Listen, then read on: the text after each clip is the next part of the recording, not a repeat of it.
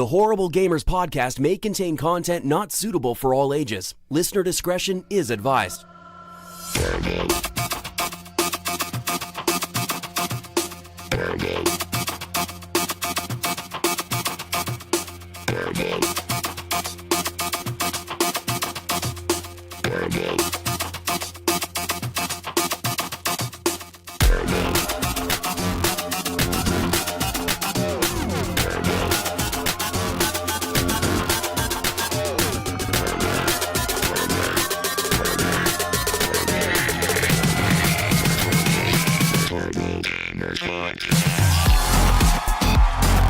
Welcome, ladies and gentlemen, to Horrible Gamers Podcast Special Edition Spoilercast for Detroit Become Human.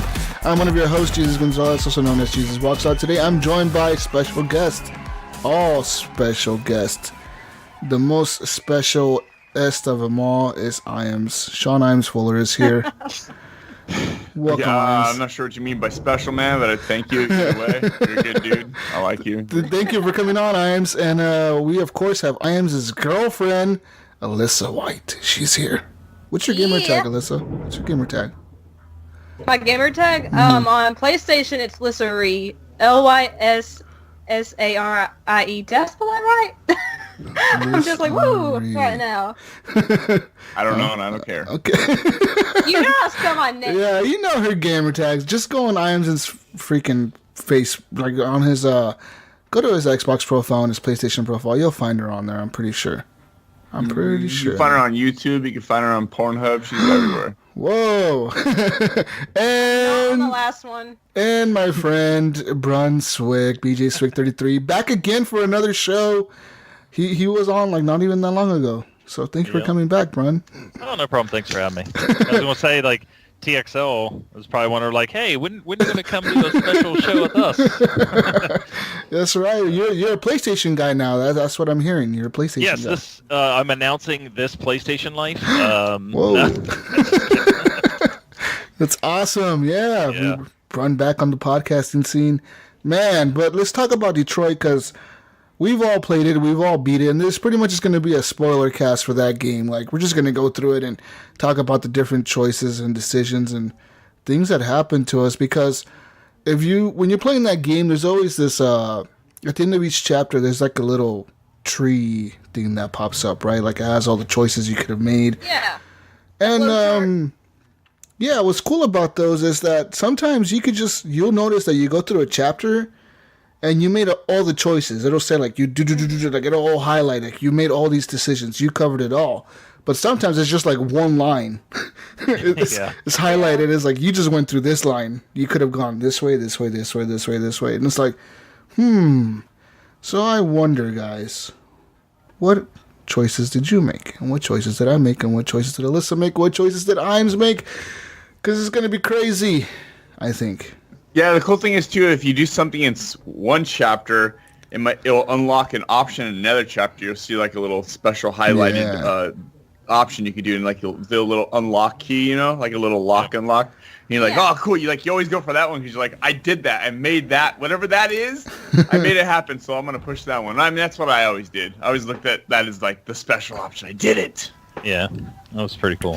So, as far as the flow chart, I think I only 100%ed one on the first time through. I don't remember what chapter it was, but it's like you couldn't make really any other decision than that flow. And then I got the 100%, like, okay, I did one.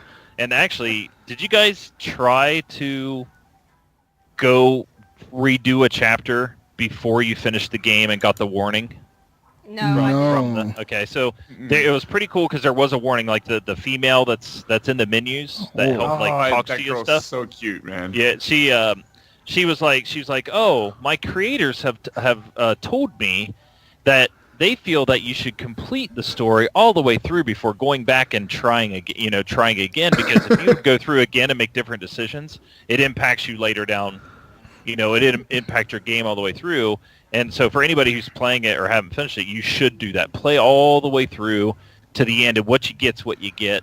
And I think we're going to talk about our endings here soon. But it was pretty cool that they kind of that's how they warned you, was that part. So yeah, she'll spring like just a random like do you mind taking this survey? It's survey. Yeah, dude. Right. Yeah. She did that to me when I it was probably because my game froze during my time playing it. I was playing it for so long. I think my PS4 just fucking went nuts. I was like, and it froze. I was like, oh no!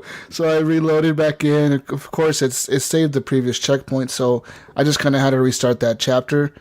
And so I went through there. But before I started the chapter, it loaded up, and she was like, "Hi, welcome back. Would you like to take a survey?" And I was like, "Yeah, sure." And then the survey was pretty trippy, man. Like it made you question yourself, your morals, and the way you kind of think yourself, right? Because it asked you right off the bat, like, would you have a romantic relationship with an android if it looked like a human? Yep. I was like, fuck yes. I said no. My wife was sitting next to me when it was up, so I had to say no. Yeah, say no. Just kidding. No, I said no. She just stared at you like, Yeah, what do you want to do? Would you leave your wife for an android? Like sitting there sweating. And she's like looking at me. No. Would you answer for that one? That wasn't a real question. But there was a bunch of other questions. There was one where like it asked like the weirdest one that I thought it asked was, do you believe in God? And that was like question 9 out of 10 almost, I think. And that was a question that I was like, whoa. That's weird for a game to ask that, right? Yeah, it was like, it was super weird for a game to ask that. But I was thinking about David Cage and his games. And I recently played Beyond Two Souls, and that game kind of made you question the same thing, right? It made you question, is there a God, or can we control what's death and what's life? Can we control that? You know, that's what the whole game was about. That, like, can you control death? And that's what they were trying to do the whole game. That's the point of the rifts in that game. And I was like, this guy seems to have something that, I don't know, like maybe he doesn't believe in God himself. Maybe he's trying to bring that into video games somehow. Maybe it's just the way he wants to bring some kind of controversy to his games. I thought that was interesting, though, because when I selected my answer on that, it said that like 97% of people said no. Yeah, it was pretty high. I was like, holy shit. That is crazy, man. So, that was pretty interesting. But, Oh, go ahead. Do you want to do a quick review before we get into the straight spoilers, that in case anyone's listening hasn't played it and they maybe thought this was a review type thing? You want to just like drop a quick what you thought of the game without spoiling it first? Sure. I mean, what I thought of the game, I thought it was a good rental because I rented it. That's straight up from the get-go. I'm going to tell you guys, I rented this game for $7. It was 3 days for $7, and I played it pretty much in a day and a half, or 2 days I played it. So it's pretty fast to beat if you have enough time to sit down and play it. But it does take a while. It wasn't as short as Beyond Two Souls, and it wasn't short at all, really. It was about 10 hours. It was a little bit longer, I think, man. I think mine was between 13 and 16. Yeah, mine too. Wow. Mine wasn't that long. Depends how much exploring you do. It depends. It depends on what you're doing, what you're looking around at. You know, I spend a lot of the time in the game just looking at the environments, looking at the world. Beautiful. Yeah, everything's just awesome. Beautiful. So take it that, you know, like maybe what I would say is if you're not into these types of games, I would say rent it.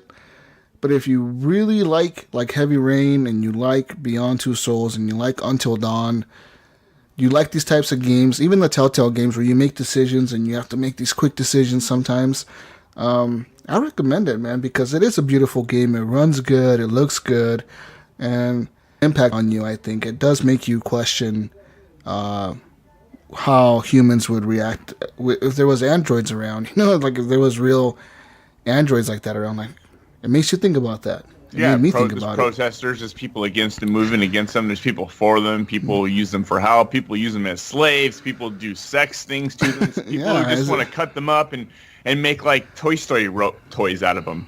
You know, it's crazy. It's very weird, man. But the game looks great. I don't consider this a game really. I consider this a television season that you get to slightly control the outcome. And there's a lot of I've talked and heard a couple of things, and there are some drastic differences in the story and how it plays out. But overall, I really liked it. For a rental, I think it's perfect. I did buy it, and I didn't regret paying $60 for it, because I feel like I'm gonna when Alyssa comes and visits me here next month, I think we're gonna play it again and just make all the worst decisions. Okay. Well, now I'm rethinking my decision since you said you date a robot, so I'm rethinking my decision now, by the way. Those plans have changed. I can program her what to do, what to say. I don't have to clean ever again. And she got some good eyes, probably. Of course, it's gonna be a she. She can dust for me. I can't dust, man. You're just making it worse. You're making it worse. We'll see how you. Brun, do you recommend the game? Did you buy it or did you rent it? I buy it. You said Brun. Well, I buy it. Yeah. So for me, it was like 3 years ago when I saw it at E3. I think it was 3 years ago. Yeah, 3 years ago. My first thing I said when I first saw that game, I said I'm buying a PlayStation for that game. So I happened to stumble across a PlayStation. I didn't have to buy one. I stumbled across one, and yes, I bought it. So I actually pre-ordered it as soon as it was available to pre-order.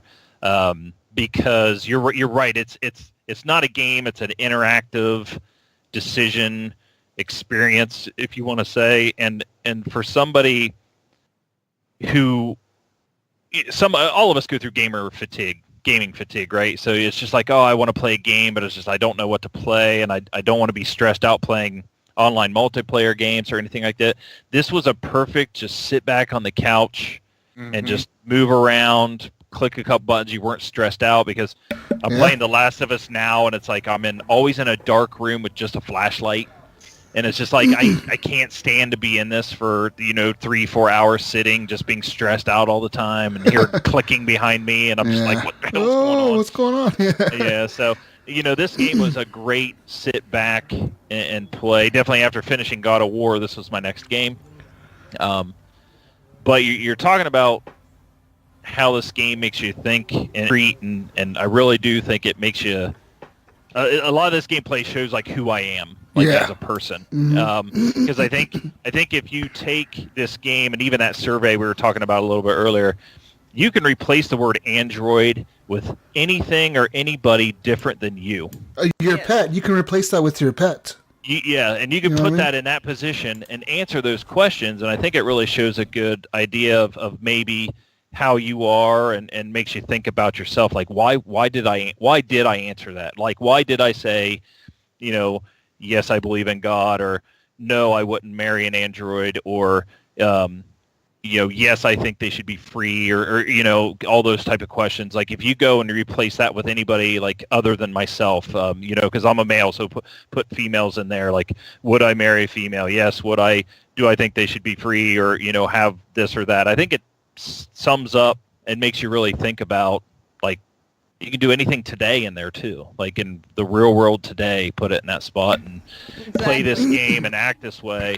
And you can really see like the impact it makes you think. So maybe put you in their shoes too, like, like the Android shoes, which I kind of like that too. So I definitely recommend it. I like I said, I really, really did like it, and I'm glad I bought it. The acting and voice acting in this was so good. Connor is so good, dude. Man. Connor is like...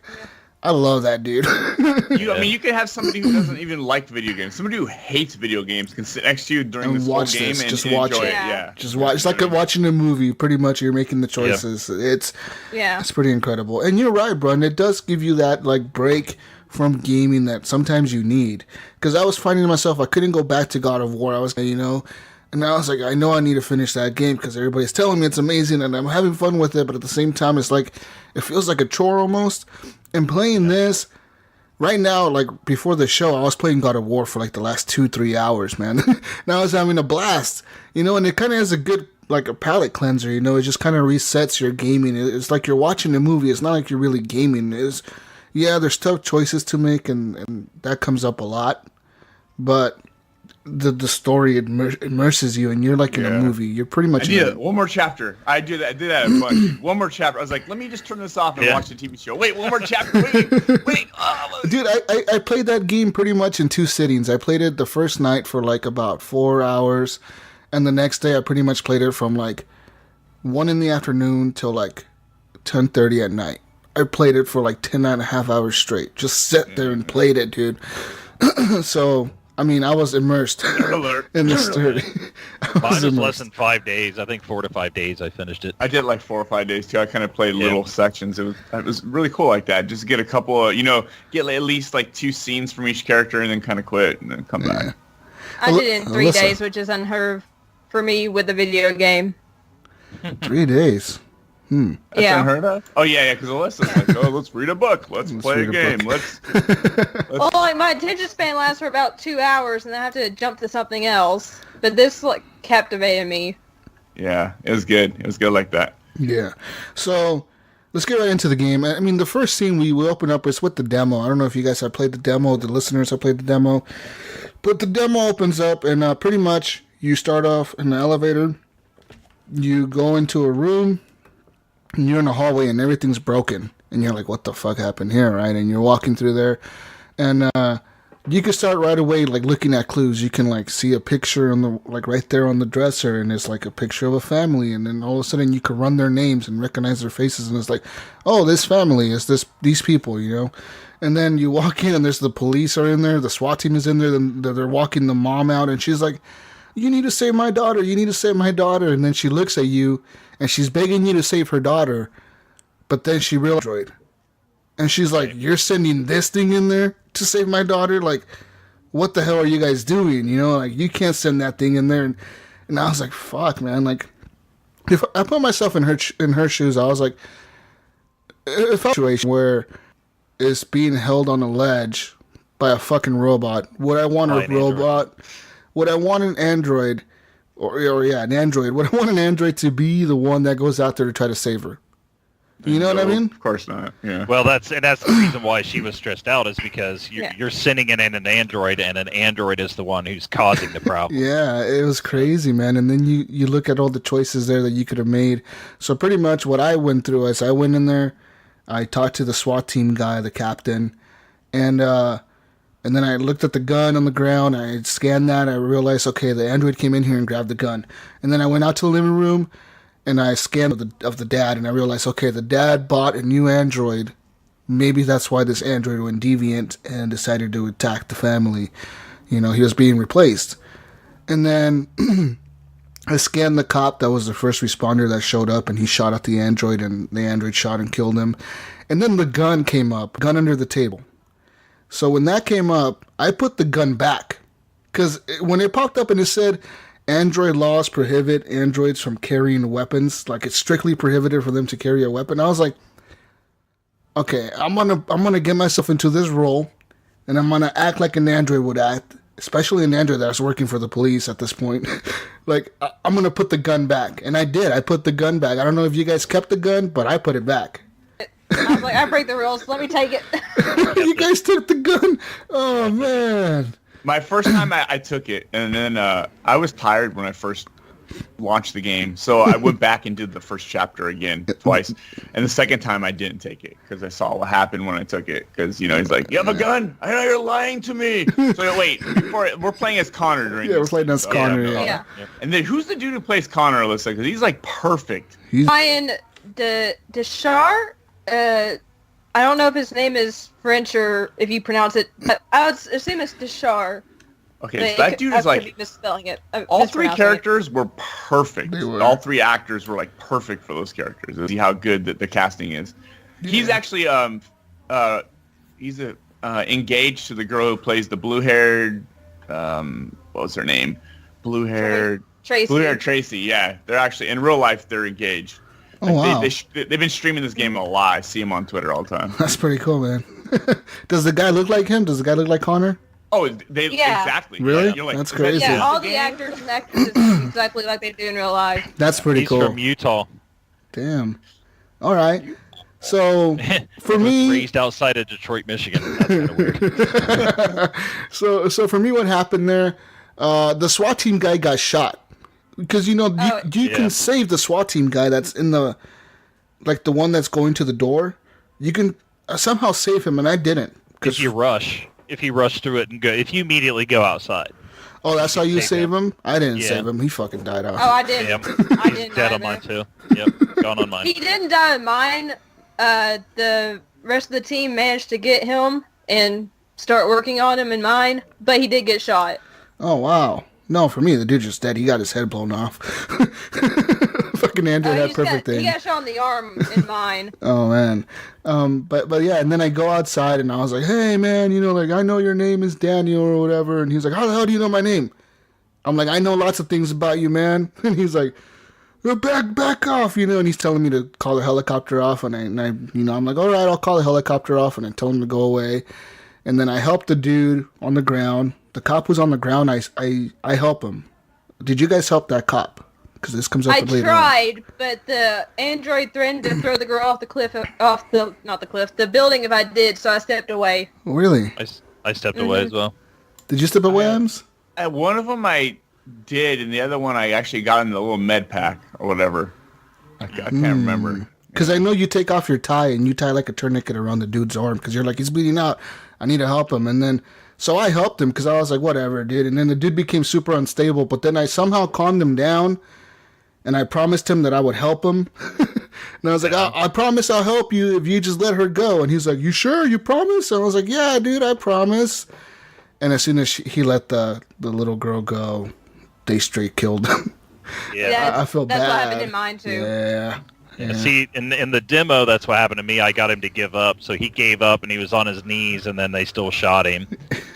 But in my real playthrough with the real game, is he started to freak out, so I had to rush. I was running at him, and I shoulder charged right into him, and the girl fell on the top of the building. She was okay, but him, the other android, and myself, we started to fall over the building. And the one android's freaking out, but you're just falling, and you just close your eyes and splat, you hit. And really? That's it. It's all good. What happens? Yeah. What happens if you fall off the building like that? 'Cause I don't know what happens. Connor, you're dead. Yeah. Connor 1 is dead. Really? Yep. So that happened to me the first time I played it. They replace him with another Connor? Yeah. So yes, they do. Yeah. So later you go and you find out you're in this Zen garden. You visit that one woman in the Zen garden. Yeah. And she explains to you hey, try not to get killed because we transferred your memories from the other Connor to you, Connor 2. But not everything makes it over. Sometimes things get lost. So you need to stop doing this so you can do this job that you're sent to do, which is to investigate why droids are becoming deviant. My Connor died a couple times, dude. Really? I died There's twice. actually an achievement for killing Connor in every possible scenario. You get a trophy if you kill him every time. Oh, mine died multiple, 3, 4, I think. Mine never died once. Yeah, twice for me as well. I was afraid of killing him. You bastard! So mine died twice. Yeah, mine died twice. Yeah, so mine ended up dying 3 times, but we'll come to that. That is crazy. So yeah, we finished that mission, whatever. For me, it was mission successful. You were able to, get the guy to give up and you killed him or whatever. Fine. I think no matter what, you save the girl. I don't think you can get her killed. Yeah, I don't know if you can get her killed or not. Maybe. I've heard you can. That'd be rough. That'd be rough. Yeah. But I haven't heard of anyone doing that yet. Game kills young girl in first chapter. Yeah. Story at 11. Our game's too violent when you're letting children die. I mean, that'd probably not be a good move on their part. The next chapter was the one where you start off as Marcus, which is the second person you play as, and he's the black dude, but he's an android. And you're going to the store, right, to pick up your painting supplies? Paint. Yeah, the paint. I think the second chapter is actually when you first are Kara. When you first Kara? You first get introduced, yeah. And then you're Marcus. Okay. I like the Kara one. No, you're not. You're Marcus first. I'm looking at the chapter list right here. You're Marcus first? Okay. Oh, I was confused. I thought I was Kara first. There's so everybody who hasn't played it, you're flashing back between multiple characters. The characters you play are all androids. And you're playing either Marcus, Connor, or Kara. And those are the 3 that you're playing. Yeah, there's 3 stories going on, but they're all heading the same direction, sort of. Yeah, and eventually at some point in time, everybody meets up at some point in time. But what it is, it's the same timeline, same parts of the day and everything. It's just different things, yeah. Yeah, it's what each person is doing at that point in time. Yeah. Yep. So for me, I get in there and I'm looking at, the first android that I see and the first guy that I see, I was like, man, androids are real helpful, because it's like this old guy is having a hard time to stand up. He's like, oh, I can't get up. And then his android's like, oh, I'll help you. And he's like, oh, thank you, sweetie. And I was like, man, that's so nice. That's so awesome. That's so cool to have an android. And then I keep walking by, and I see this guy jogging by me, and he's like, give me my water bottle. And the android's like, you've only ran 5 out of the 10 miles or something. That's your goal or something like that. And then the dude's like, I didn't ask you how far I ran. I told you to give me my damn water bottle. And like he grabs the water bottle out of the android's hand and he drinks the water and he throws it back at the android. I was like, all right, that dude's a jerk. Like, what the hell, man? Then you gotta, like, really? You gotta act like that towards an android? And then I kept walking, and then you go into the middle of the plaza there where you see the guy that's playing the guitar, and he's playing, like, it's called human music. Yeah. I thought that was so interesting because I sat there and legit, like, listened to him sing for a while. I did too, but I noticed people in the crowd were like, go away, you're ruining the experience for us. Really? They told you that? Ruining the experience. I'm just listening to music. I just stood there and I didn't hear any of that, but I was just standing there watching him play the music, and he was pretty good. I was like, damn, this is actually pretty good. I don't know if you guys saw him or not, Brun. Yeah, I did. Yeah, I sat there for a little bit. I didn't stick around too much. I just kind of was going through and getting the paint. I think you're getting paint. Yeah. I was curious, man. I was curious about everything. Like, Same here. Here's a guy over here. Then there's a guy over here preaching. I'm going to go listen to him for a while. Oh, I listened to the preacher, too. The preacher is crazy. That dude's like, they're all going to burn in hell if you own an android. You burn them all. We're going to destroy them all. They're going to hell. You can't create people. And I was like, oh, fuck. Like, he has a point. Like, we really can't play God, but at the same time, you kind of are when you're creating things that look like humans and act like humans and think like humans. Mm-hmm. They said that a couple times in this game. Like we wanted them to look like us, to sound like us, to act like us. Yeah. They mentioned that a couple times in the game. It's crazy, man. And then you look over to the left, and there's all the protesters, and those guys are assholes. They're fucking assholes. Fuck those guys. They end up beating me up. Yeah, same here. They beat the hell out of me. I was like, if I would have got the option to punch the guy or something, I would have done it. I got the option to, but I was like, you know what? I'm a goody two-shoes. I can't do it. I'm going to turn the other cheek, and I let them beat me up. Oh, man. Yeah, I didn't punch him either. I got the option, but maybe I did get the option. I just didn't do it because, like I said, I was really getting into the role, man. I was like, I'm going to play as an android. I'm an android. I'm supposed to follow the rules. And, yeah, I thought it was pretty messed up how the androids have to ride in the back of the bus. That was so like, oh man, you're gonna do this? I thought that was fucking crazy when they pulled out. I was like, wow. But I was like, in reality, they would do something like this. Humans would. Because that's how we are. It's been done before in the past. Yeah. So. They're not humans. They're not like us. We would totally do something like that if there was androids around. I mean, I could see it happening. So I was like, yep. They're right in the back of the bus. And then what I thought was really interesting about Marcus was the relationship he had with his owner. Like, his owner treated him like a human. He didn't treat him like an android. He never treated him like an android. Mm-mm. Everything you did with your human when you were playing as Marcus with your owner, I guess, it was like emotionally connecting you to that person. Like the dude, you woke him up, you gave him the pills, his medicine or whatever, and you were like joking around with him, and you can see the relationship between Marcus and that guy. I thought that was father-son. Yeah. Father-son relationship. He treated him as the older guy treated Marcus as a son. Yeah, because his son was a douchebag. Yeah. I also really liked that the older man was played by Lance Henriksen. I thought that was really cool. Damn. I was just like, yay! Yeah, Marcus is Jesse Williams. Yes. He's from what, Grey's Anatomy? Grey's Anatomy, and he's been some other things as well. He did a good job in his roles too. But I loved how you got to push the dude around in a little wheelchair, and then like he you take him down to eat breakfast, and you got 3 choices of what to do because he tells you go do something with yourself, and you can stand there and do nothing with yourself. You can like sit down with him. You can go read a book, you can play chess, or you can play the piano. I played the piano, and I played some inspiring music. That shit was cool. I was like, I'm all into this. Touchpad. Yeah. I was like, this is so much fun. Yeah, this is so much fun.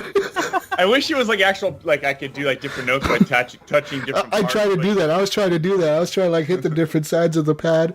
I was like, oh, maybe if I hit the left side, it sounds a little bit different. That dude really wanted Marcus to be like a human. He'd say, you know, when it comes to the painting, he's like, I want you to create something. No, don't look at something and copy it. I copied his painting at first. I was like, I'm going to copy his painting.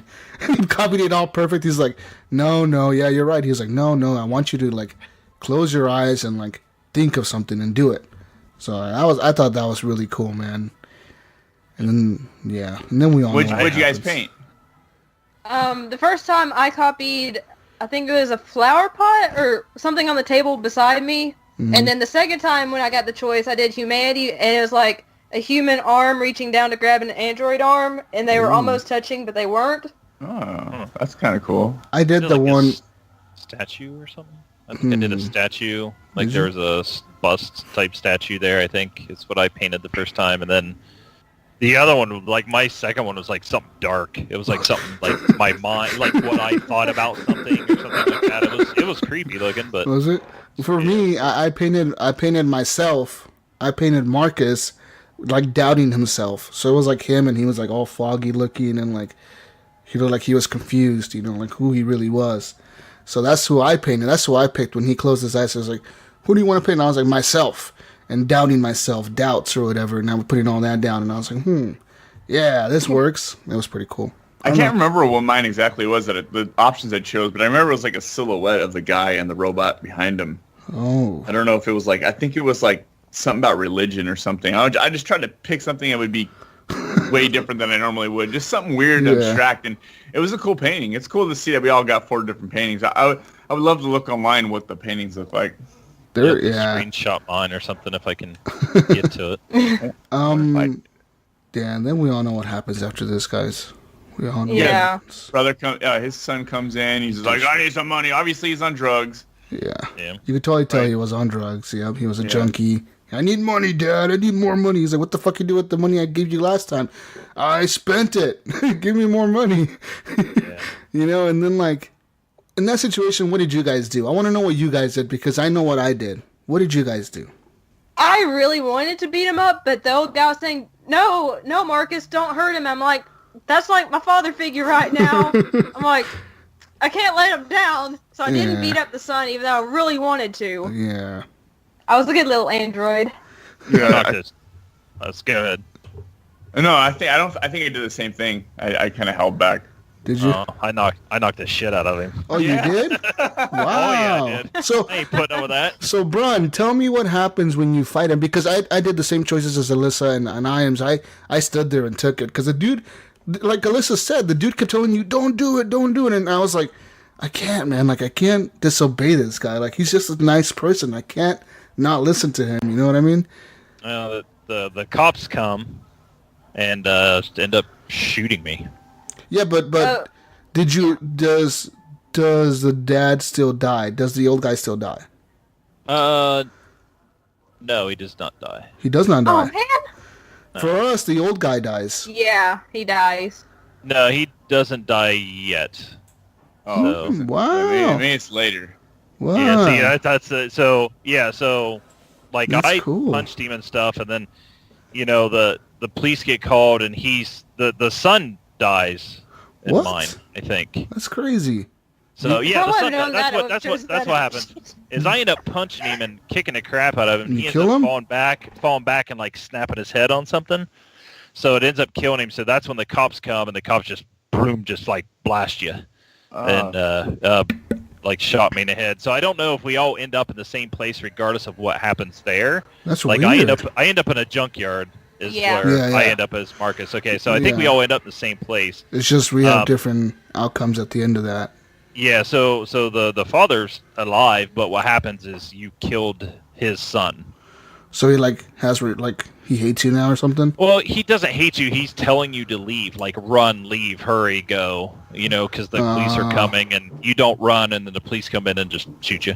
Wow. See, yeah, because in mine, he's like having a stroke, and he dies. I don't know. Does the son be? How does he dies. The son punches him in the stomach, and then he starts having either a heart attack or a stroke or something while that's going on. Yeah, and he's still punching you, and he's telling you, "Oh, what are you going to do about it? What are you going to do about it?" And you're sitting there taking it, right? He's like, "That's right. You're not going to do nothing because you're a stupid fucking robot." And he's punching you and slapping you, and and he notified the cops. So the cops come in. The dad's dead, and then the son's like, "I didn't do it. It was this android. The android did it." So the cops take the android away in mine, and then there's a news report on how the son like saw the android kill the dad and all this other shit. It was kind of interesting. For me, it was the cops kick in the door, and he's like, he did it. And as soon as he says that, they just like point the guns at me and shoot me right in the face. Or they just kill me right away, and I end up in the junkyard. Yeah. The junkyard is creepy as shit too. Yeah, that is a creepy one. But it's funny because the reason why I fought him is that's where like the real part of me comes in. Like I remember getting my butt kicked in the circle area that we were at. The paint. So I didn't do anything then, and the guy kicked the crap out of me. So then I come to this time, and it's like, oh, this guy's in my face again. So what would I do in real life? Well, the first time I might try to let somebody talk them down or whatever. But then the second time when they get in my face, I'm gonna knock the crap out of you. So that's what I did. So it's just the way it is.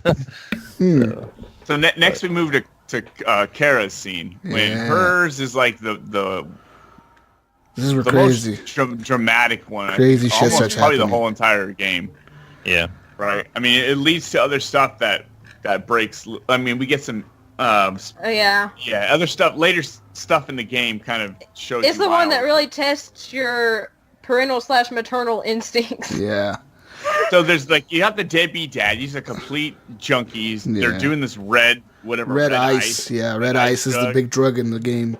And I was sitting there watching him do it for a while, and it's so weird just watching people do drugs in a game. Like you just kind of stand there and watch it. It's just really trippy. There's a little girl, Alice, that he's taking care of. I forget the guy's name. And then you got Kara. Actually you start as her in the shop, and you're getting picked up by him. Yeah. And getting repaired. Pick up from a repair. From an accident.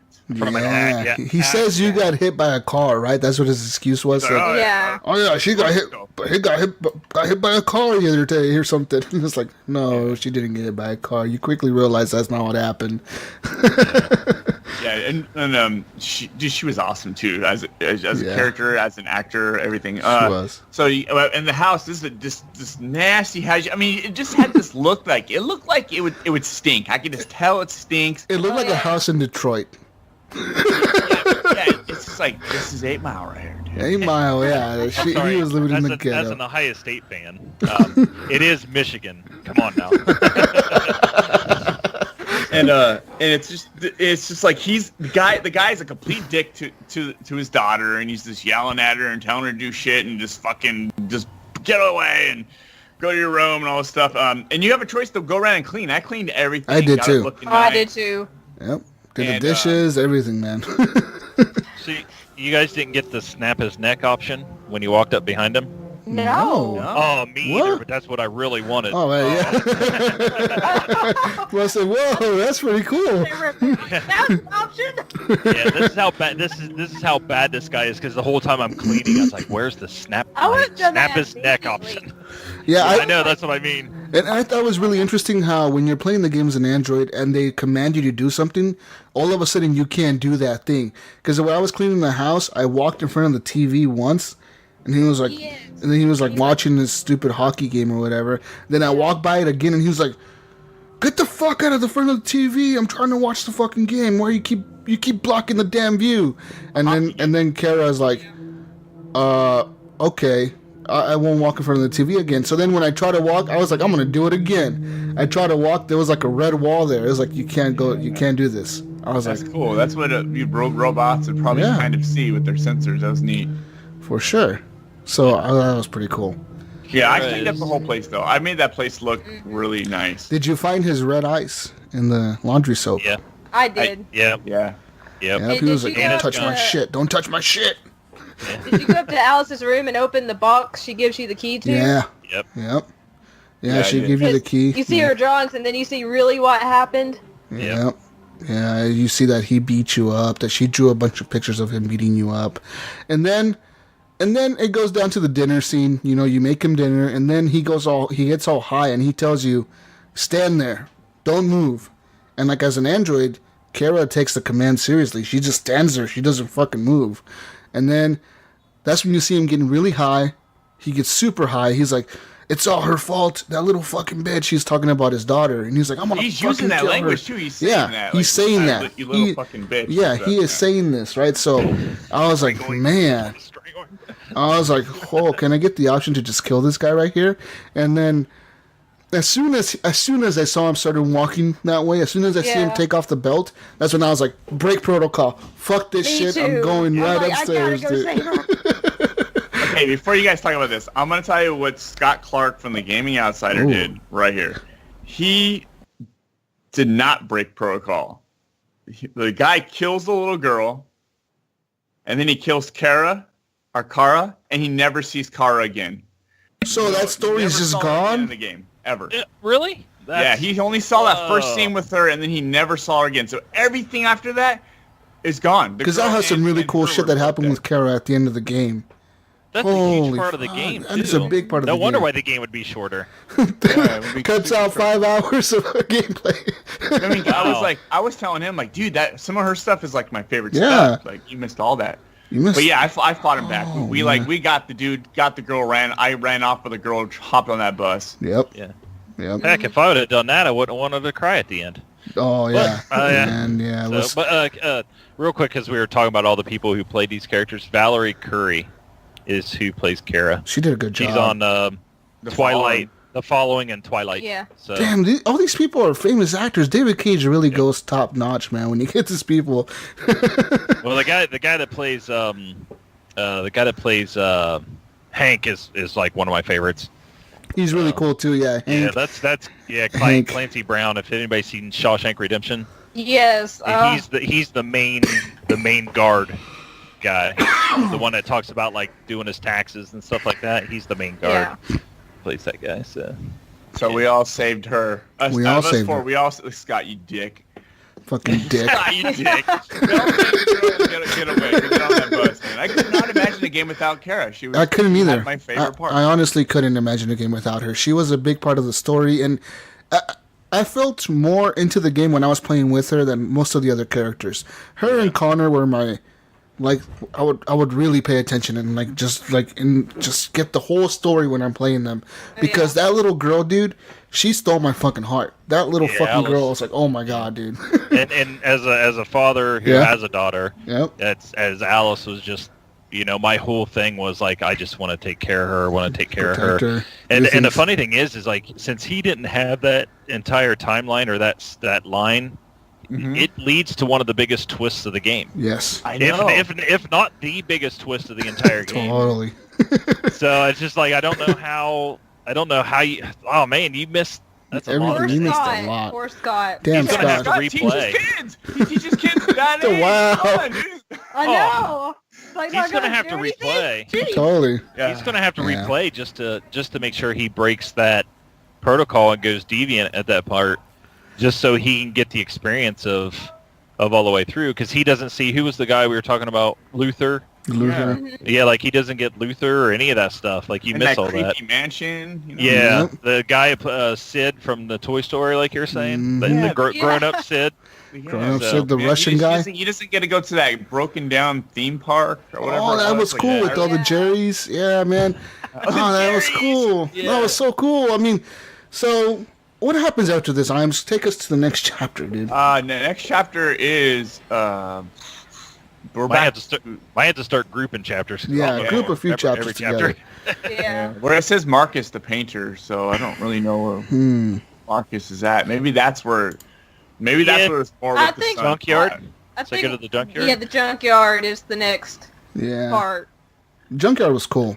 that was cool when you wake up and you're like... Well, the Junkyard's way down there. Junkyard's chapter 11 on this list. When you're broken down or whatever and you wake up in the junkyard, dude, as Marcus, I feel bad. Maybe it's broken. Maybe it's broken. Chapter 8. Yeah, it says the painter. I don't know, Marcus. I don't know. That's probably it's probably what happened with the fight or whatever. Yeah. And well, let's just go to Connor though. So Connor's his partners. I think that's where he meets Hank. Yeah. Yeah. That's when you meet Hank. Yeah, Hank is a cool character. I like him. He, from the get-go, doesn't like you because you're a fucking robot. He's like, what the fuck? I have to work with this fucking robot. The first thing you do as Connor, like when you're investigating the scene, you lick blood off and put it in your mouth, and Hank's like, what the fuck are you doing? That's disgusting. I'm going to throw up. I laughed pretty hard when he said that. I was laughing. I was like, God, yeah. And he was like, I'm analyzing blood. I could do it on the spot. And he's like, don't do that shit again, man.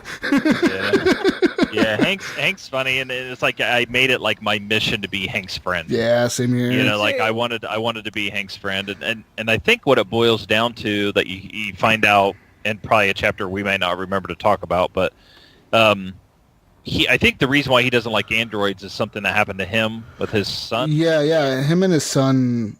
Well, pretty much we could talk about it now. Him and his son were driving on a car one day. They were driving down the road. They got into a car accident. And the first responders to the scene were androids, like android paramedics. And android paramedics are programmed to, like, probability who has the higher chance to live. So they'll try to save the person who has the better chance of living. In the case of the accident, Hank had the higher probability than his son. So the androids fixed him up before they fixed his son. And he blames the androids for his son dying. Like, he's fucking pissed at them. He's like, you pieces of shit, you know, like, how can you put, like... Because, you know, humans, we all value life, right? We value any life. And a machine doesn't. A machine will calculate, like... It's all numbers. Yeah, it's all numbers. And as humans and as parents and stuff like that, we value our families. Like, I value my kids and my family's life over mine. Yeah. Like, you know, I want it to be that. And if anybody's ever watched iRobot, this is like almost directly out of iRobot. It's the same reason why Will Smith doesn't like androids, is because he was in a car accident and his car was in water, I think, was sinking in water, and the android calculated his rate of survival versus everybody else, and I think pulls him out. Yeah. So it's the same thing there, but that's just where, you know, maybe if this really comes true and we do have androids in the future, maybe they should put the calculation in where you save the kids first. Save the children first. Women and children first. That's the truth. I mean, right now we're dealing with that right now with these self-driving cars. It's all calculations. They can't like swerve from this dog or, you know, and then hit this little girl, or it's just going to be like, it's going to be sensors and numbers. Yeah, because it's going to be moral choices. At what point does the car say, I'd rather hit this deer than, you know, fly off the road and hit that pole over there? It's going to kill you, you know? Like, just going to try to avoid it altogether. But yeah. But yeah, that's why Hank doesn't really care. And everybody loves a buddy cop movie, and everybody loves a buddy cop movie about two guys who hate each other, and by the end they're best friends. It always happens, and it's always like it always feels good. So that's what you're trying to do. I mean, I would love to go through this and kind of like be the dick and like not try to be Hank's friend and just see. There's some cool moments later on. Being Hank's friend pays off in the end of the game. Yeah, it really does. I may not know. It pays off a lot. Okay. Because I don't think I know either. During the game, the first scene when you first meet Hank, did you guys find the android that was hiding? I think he was hiding in the attic or something, right? I did. Yes. Yeah, he's hiding in the attic, and you go up there and you're like, get the fuck down here, and then you get him and you're interrogating him. How were you guys when you interrogated him? Were you nice to him? I was a dick. I was like straight up. I was nice to him. I was a dick. But me being nice to that android got me killed. That was my first Connor kill. Really? Me too. Not me. I was rough on him. I was like, you need to tell me why the hell you killed this human. You did it. You're a fucking robot. Why the hell did you do it? And then like the dude's like the robot was crying. He's like, I don't know what happened. I'm sorry. And then like his like stress level was like 90%. And if I got him to 100, I knew he was going to blow up. So I had to be nice for a little bit. Like, all right, I understand. I understand why you did it. You were being, mistreated. We understand. We don't want to be mistreated. And he's like, okay. And then finally he breaks and he tells you why he did it. He tells you that the dude attacked him or whatever and all that. And you get the confession right out of him. And then that's when the asshole cop walks in, the other dude. Who's that cop? The cop that's not Hank, but they work in the same station, the other detective. You got his name right, Asshole Cop. Asshole Cop, pretty much. That's Asshole Cop. You're going to know who Asshole Cop is if you ever play this game, because that dude's a dick. He goes in there and the robot's like, I don't, and the dude's like, put your hands behind your back, and the robot's like, no. And then the dude's like, pulls out his gun. That's the first thing he does. It pulls out his gun and points it at him. He's like, I'm going to blow you away if you don't put your hands behind your back. And I managed to calm the guy down. I told him, look, calm down. The robot is just going to follow you out of here. I don't know what happened to you guys, but that's what happened to me. And I didn't get that's when I got killed. Yeah, he steals the cop's gun, kills Connor, and then shoots himself in the head. Yeah. Right. What?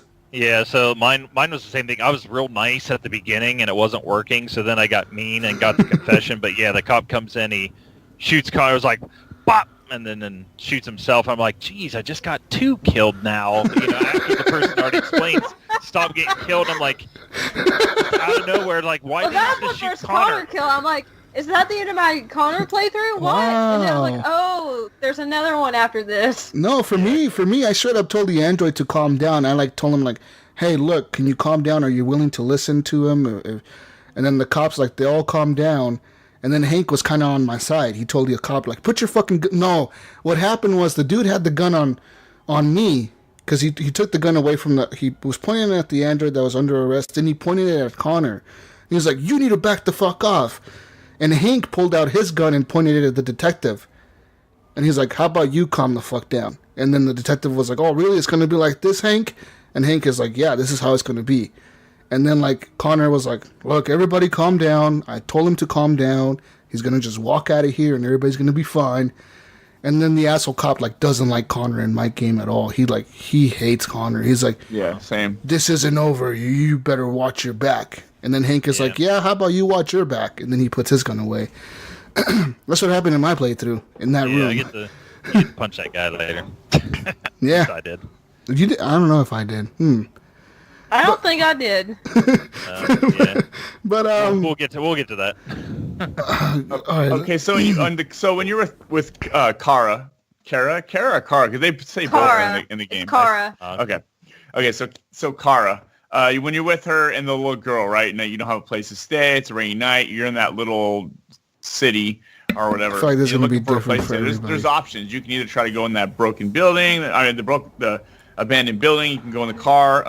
I wanted to go into the hotel, but you needed cash, so I went to the liquor store with the girl.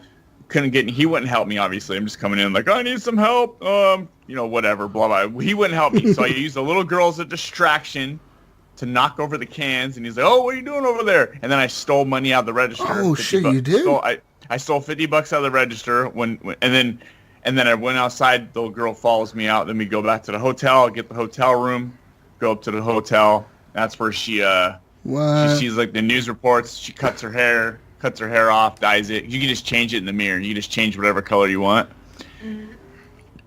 That was totally different for me. Yeah, me too. That was totally different. I was now different with me, at first I planned on doing the motel thing, so I stole the guy's clothes from the laundromat. Alice didn't like me for that. Oh, I did that, But then I was like, I can't steal money. So I went to the convenience store, and when the clerk wasn't looking, I went and stole a pair of pliers, or wire cutters, so I could get into the abandoned house. So I went to the abandoned house, and I was like, I already stole clothes. I might as well steal some wire cutters. They're probably cheaper than however $40 you need for the motel anyway. I feel a little better about this. Okay. So I went to the abandoned house, and you meet Ralph. The crackhead android. Yeah. Crazy android, yeah. The one who has half his face burned off. Yeah. And I everything. didn't get to meet that guy. I met him. Oh, he's a character. weird. He's a character. Now, did you two meet him as well, or? Yeah, I met him. I did too. Yeah. Now, how'd you handle him? I told him we were just gonna leave. I was like, "We're leaving, dude. Like, we're out of here," and we just left. Oh, mine was I just basically did what he asked, because then he let you stay there and stuff like that. So, but then in the morning he wants to like make you breakfast. And then and he has like this rat he cooks for you. Yeah. And he's like trying to shove it on Alice, and Alice doesn't want it. What? Yeah. And with me, I played the card where Ralph had mentioned he wanted to be a family, so I'm like, you're the father, I'm the mother, Alice is the child. Would you force your child to eat something she didn't want to eat? And he's like, no. And that's when the police come and... the police come? What? Yeah, Connor shows up. Connor and the police. Connor and Hank show up. Yeah. Oh, okay, Yeah, with mine, I didn't do the family thing. I just pulled. Eventually, it got to the point where I thought he was going to hurt Alice, so I just pulled the gun on him. So I was in that. When I was in that. Okay, so you're upstairs. You see the cops pull up. You're playing as Kara, and you're like, oh crap, we gotta go. Alice, you're trying to get her ready so we can get out of there, right? And then it switches over and you're playing as Connor, and you're like, oh, I gotta go. I don't want to even chase, but you gotta go. No. You gotta go chase her down with Connor, and you see her trying to get away, and you gotta like chase her, and you're like, I want her to get away though. That never happened to me, dude. So to me, this is what happened. I went to the thing. I stole the dude's laundry clothes. I went to the store and I was like, steal the $40? No, I was like, I'm not going to steal the $40 because I was thinking if I steal the $40, this guy's going to call the cops right now. I don't want the cops here. So I stole a teddy bear for Alice, and I went to like where the abandoned car is, and I found pliers, and that's how I broke the fence into the house, and then I found the crazy android in there, and then I was like, all right, dude, we're leaving. And then I finally told Alice, like, look, we need to stay in the car. We have nowhere else to go. Like, it's just be one night. We'll stay here. And she was like, okay. And then we stayed there, and I gave her the teddy bear, and then she was like, oh, thank you, you know. And when Connor and the cop showed up, I was across the street from them, and their backs were to me. So they didn't see me walk out of the hotel. They were just, like, looking around, but I was able to sneak out of that whole area. I just snuck out of there. I did a bunch of, like, sneaking Not me. things. I had to play as Connor and chase Well, actually, I had the choice with Connor to either chase or obey the protocol and just stay at the fence. I'm like, it'll be more exciting if I chase them, even though I don't want to. Yeah, since that back alley, they jump over the fence and then climb down the freeway. Then you're playing as Kara trying to get across the freeway with this little girl, and cars are coming. Boom! You're getting hit. Like boom! Your shoulder. I didn't see that at all. I didn't see that at all. Holy fuck! Yeah. Yeah, so they made it on mine. They made it across the road, and as Connor, I was going to jump the fence, but Hank said no. You have to obey me, and said you're not going. So Hank stopped me from going over. Yep, Scott didn't get to see any of that.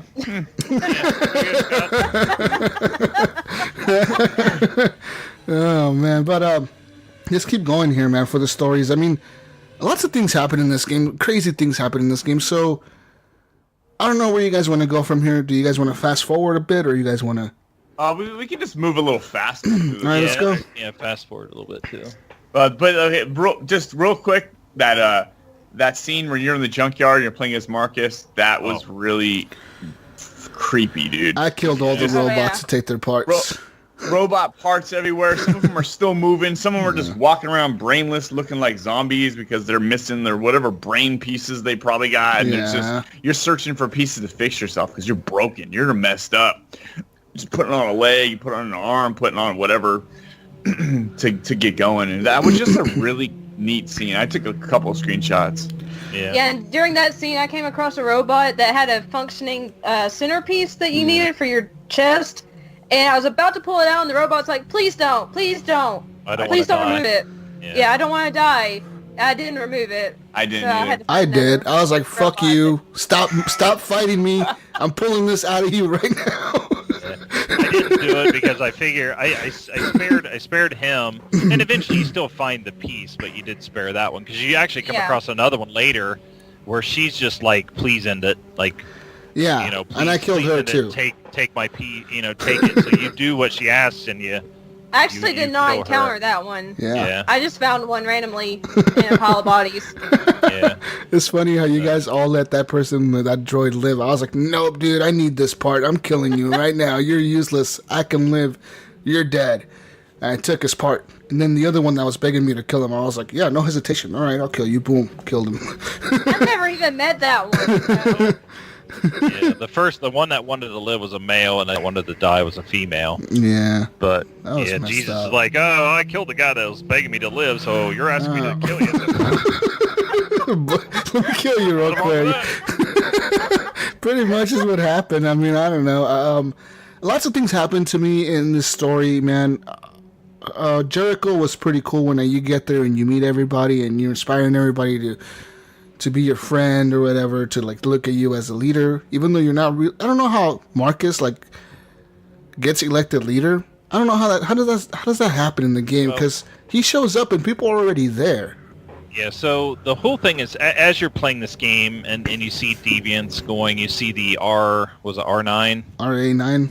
RA9. Yeah, RA9. You start seeing RA9 everywhere, and you come to find out that RA9 is like this prophecy or this myth or some legend or something that there's going to be an android who is going to come and save all the androids, right? Mm-hmm. So when you start kind of realize, like, okay, Marcus is RA9, like he's going to be that spot. So you just start doing things, and I think what it was when you're in Jericho, like you were the one at first thought was like, I'm going to go get the parts. Like I'm going to go get the stuff everybody needs, because everybody's just dying on Jericho. Yeah. They're just there till they die. So he's like, well, I'm going to go to the dock and I'm going to steal the parts everybody needs to survive. So you go and you do that, and then that's when you start to become a leader, because they see that you put yourself on the line to save others. Did you kill the guard that sees you? Because you have a choice. The android? I didn't. Yeah. Changed him. No, what I did. Probably did. No. What I did was I grabbed him and I shut him up. Like I grabbed him and I pulled him into too. like a thing, and then like when I was leaving, he's like, "Let me join you," and I was like, "Yeah, sure, okay, join me." And then I had turned the other androids that were in the little lockers. I opened them up and the Connors. yeah, I turned them on, and then he's like, "Hey, we could steal this truck and drive it away if we want to. If you just go get the keys over there." And I went and did that too. I told the guy no. I did too. I told him he can't, because they're like, he's gonna betray us. He's gonna be a traitor. He's already on their side. We can't have him on the inside. So I'm like, nope, can't come with us. Really? Oh, I let him. Yeah, I let him. come I didn't with us, know. Yeah. Yeah, you get I the let him option to join. steal that truck. Yep. Yeah, I got the truck too. I was like, I'm taking it. Yeah. Yeah, same here. Fuck yeah. So yeah, so that's eventually what happens, and with Marcus, you're going along and you just start doing these things, and the whole time I was playing Marcus, I don't know how you guys were playing as Marcus was. I was taking the no kill, we're going to be, diplomacy type of scenario, like. We're not going to destroy things. We're not going to kill people. We want to be free. We want to have our own rights. We want to be seen as equals. Well, we're not going to get that way by just destroying and killing everybody. Yeah, So, same here. so let's talk about that scene, because that was when you break into the store. That was their big plan of all the androids in Jericho. It was, we're going to break into the stores and we're going to convert all the robots that are in the stores, or the androids, I keep calling them robots, or the androids in the store into us. Like, we're going to wake them up and tell them to follow us. And we're going to get all our brothers and our family together and we're going to join. And then, so I did all that. And I converted all the robots on the street, like all the ones that were working, the ones that were doing. I was like, everybody's joining me. I blocked the road and I crashed the truck into the store. And I turned everybody with me. But when that scene ends, it gives you the option, like the girl, I forget her name. The girl that's North. North. She's like, Marcus, you need to show them what to do. They're gonna follow your lead. Yeah. So that scene, what did you do? I tagged on stuff and I did everything peacefully. Me too. I did too. I was like, I'm gonna put the flags. And then I started moving the cars onto the road. And then I started like doing a bunch of other shit, hacking all the TVs and shit. I did all that. Yeah, that's what I did. North kind of didn't like that. She wanted us to like destroy everything, but I was like, no, dude, like, no, we can't destroy things because shit is not going to end up right if we destroy things. Yeah, she was like the previous leader, right? Because she was the one always saying like, look, Marcus, look, they're looking up to you. You got to show them what to do. You got to be a leader. You got to be the, you got to show. She was the hard ass though. She was the one that wanted to kill humans and shit. She was the one that was all about like revenge. Yeah, she was very confusing. Yeah. It seemed like she was always trying to poke you to be bad, like do something bad, do something bad. Yeah, I was always against her in the game. But then she respected it when you did something good. Yeah, I know. Yeah, she's like, oh, I will always follow you, Marcus. It's like, you just telling me to fuck off earlier because I didn't kill somebody, whatever, you know. But during that scene, when you let all the androids go and they're running down the road because the cops are coming, gunshots go off. And you show up and there's 2 cops on their knees. Yeah. And they hand you the gun and they're like, what do you want to do to them? What did you guys do to those cops? I gave the gun to the other android and said, I'm not going to make this decision. I don't want to make this decision. And I turned around and then the guy ended up killing the cops. Oh. Okay. I just said, violence begets violence. I'm not going to shoot anyone. I just put the gun down and walked away. Wow. Okay. What about you, Brun? I didn't shoot him either. I didn't do anything. I straight shot them. Fucking execution. Boom, boom. Boom, boom. I shoot them straight up. Right there. Dead. Cold blood. Hey, man, they took one of us. We take one of them. That's the rules. Peaceful. What? Jesus has spoken, an eye for an eye. I straight up shot those 2 cops. And then, you know what's messed up? Because the very scene after that, you're with Hank in a park. You're like at a park. And Hank is sitting there and he's like all drunk. And you get out of the car as Connor and you go up to Hank and you're like, what's going on, Hank? And he's like, Miller. And like he says the cops' names and he's like, why did they have to be them? Why did they have to be Miller? And you're like, well, what do you mean? He's like, he just became a father 3 months ago and he just had a new daughter. And I was like, oh, fuck. I was like, oh, man. I feel so bad. Yeah, I heard the same thing because they died in my life. He was like, yeah, I didn't hear that. He just became a father 3 months ago. Why did it have to happen to him? And Hank's all fucking drunk out of his mind and shit, trying to forget about it. Yeah, I don't remember what his discussion with me, if he mentions that or not, as in, because mine didn't die, like they survived, so I don't think if he said anything like, thank goodness because he just became a father, like I don't remember hearing or remembering what he was saying, but I think that's where you learn. Yeah, go ahead. During my playthrough, he just was kind of sitting there, as Connor, you're just asking him, are you okay? What are you thinking about? And he kind of mentions his son a little bit, and then he stops, and then he gets up and walks away. Yeah. So that's all that happens with that route. Yep. Then you get to go in the house for the creator of these things, and you get to see all the cute chicks. Yeah. Right? Same girl. There's all kinds of them. All these cute, hot chicks. Wait. At the park, did Hank pull a gun on you? Did he put a gun to your head? No. For Connor and my playthrough, he did. Because he was like, I don't trust you. And then he pulled out a gun and pointed it at my head. And he's like, and like as Connor, I was like, Hank, what are you doing? And he's like, what's stopping me from blowing your fucking head off right now?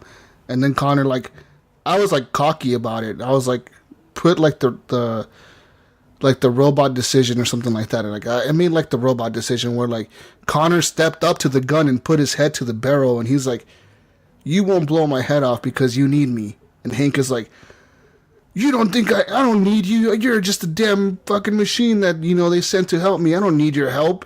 I think mine was like that. And then Connor's like, no, you need my help. Without me, we wouldn't get anywhere. And you know that. You need my help. And then Hank, like, and then Connor mentioned something about Hank's son. He's like, I know what happened to your son. And Hank is like, you don't know what happened to him. You don't know anything about that. And he's like, yes, I do. I looked up the story. I know you used to be like a decorated cop and all this stuff, and then that's when Hank puts his gun down. But I know Hank can't he could kill you right there as Connor. Oh. That could happen. Yeah, I don't, for some reason I think I remember having a gun pulled on me, but I don't remember why, and I don't know if it was there. I do remember talking about his son, because I think that's where you bring up, when you go to Hank's house to get him one time, he's like passed out on the floor. And you can see a picture of his son on his kitchen table, and I think that's when I asked him, like, hey, I saw this picture of your son, and I think that's where you learn a little bit about the android. Yeah, did you get the dog's name right? Sumo? Yeah. I did, yeah. I got it right. I was surprised I got it right. I'm like, oh, crap, Sumo. And the dog's like, oh, cool. I didn't get the son's name right. I couldn't remember it. I was like, oh. Oh, either could I. Yeah. Yeah. So, man, dude, lots of things happen, and then the protest happens. The protest was cool. That was a cool moment. Do you guys When you're remember walking down the street? Yeah.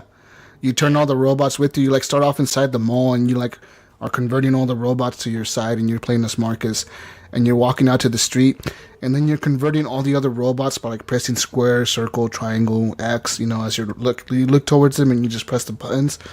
Yeah. So what's up with that though? He just has this power to change people just by touching them, and now he's just like pointing at them. Yeah, or just looking at them. Jedi. Yeah. He He's becomes a a Jedi. Jedi android. He's got what Maeve has in Westworld. Yeah.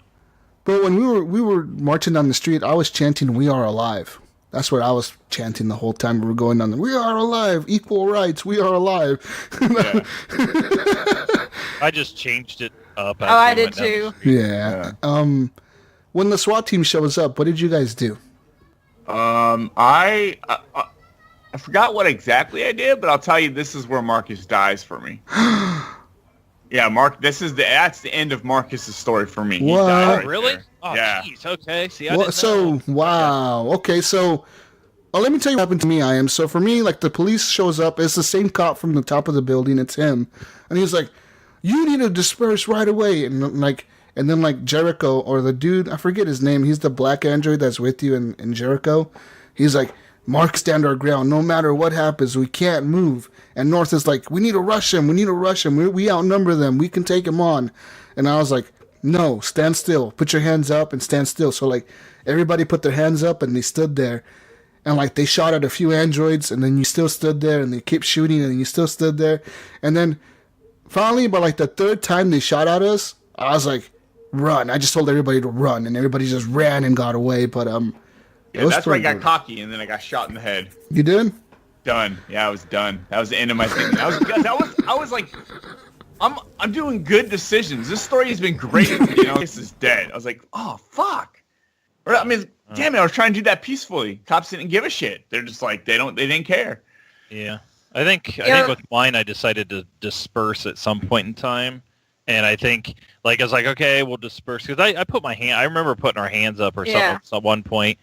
But I think it's like I decided to disperse, so we started to disperse, and I think they still counted and started shooting. So then at that point, we're like, run! And we're all running away. Yeah. So. That was my choice too.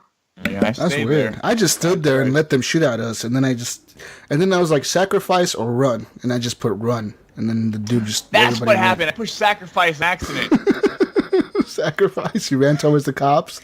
Oh, you're crazy, man. Well, it's good. It's good to know that that's where it ends. So now I'm curious on the rest of your thing because I'll wait till we decide to talk about the last chapter. I'll save that stuff for there. Marcus But is dead. we haven't talked about Kara for a bit and that. So she goes to that crazy guy's house. Yeah. Where so her main mission. So her mission is to Canada. Yeah. So she ends up going to this one guy's house who's crazy, and he's the one we're calling Sid from Toy Story because he's like taking apart androids. Yeah, he's the Russian guy, right? Something. I don't remember exactly. It was a weird name. Yeah. Yeah. So, you end up going to his house, and he ends up trying to reboot you. So with mine, it's like he got half my memory cleared. But then I started to remember Alice and stuff, and I eventually just remember who Alice was and was able to get Alice outside. And then we get outside, and Luther's there, and that guy tries to tell Luther to do something. He says no, and all those androids come that he was taken apart because I freed all of them. Yeah, same here. So if you freed all those androids, they come out and just kick the crap out of him and end up killing him, I believe. Yeah. So then Luther ends up joining you and Alice to go to Canada, and then you go to look up this other person. You know what? Just note something. If I ever made an android and he was going to help me do stuff, I'm going to make a robot like Luther. I'm going to buy a robot like him. That guy looks like he was ripped out of Gears of War. Scary motherfucker. Yeah. He used the hell out of me when he first showed up. You walk into the living room and he's standing there. I was like, oh, fuck. As soon as he showed up, I was like, nothing good is going to happen in this house. And Alice is like, I don't trust them. And you're like, I don't trust him either, but let's follow him into his basement. Let's go into the basement, I guess. Yeah. Oh, man. Don't worry, everything will be okay. Yeah, from situation, I was able to escape right away. I was able to kick over the cart and kick over the lamp and knock over the bottles and short circuit the whole thing. So like none of Kara's memory was erased. It was like no memory loss at all. Oh mine was like Brun, so I lost a bunch of stuff. I had to start remembering stuff just from seeing things around that house. That was mine too, because I didn't realize she could pull the wires out of her arm. So my car got her memory completely erased, but going through the house and looking at stuff, she started remembering Alice. And by that time, I could save Alice after I'd remembered all this stuff. I didn't get caught by the crazy guy as he was going around the house. So that was my little playthrough. I was in that house for a while. Yeah, so was I. I let the polar bear loose. Yeah, I did. Lit the house on fire. Shit was crazy. I was like, I'm doing everything into this house. I don't care.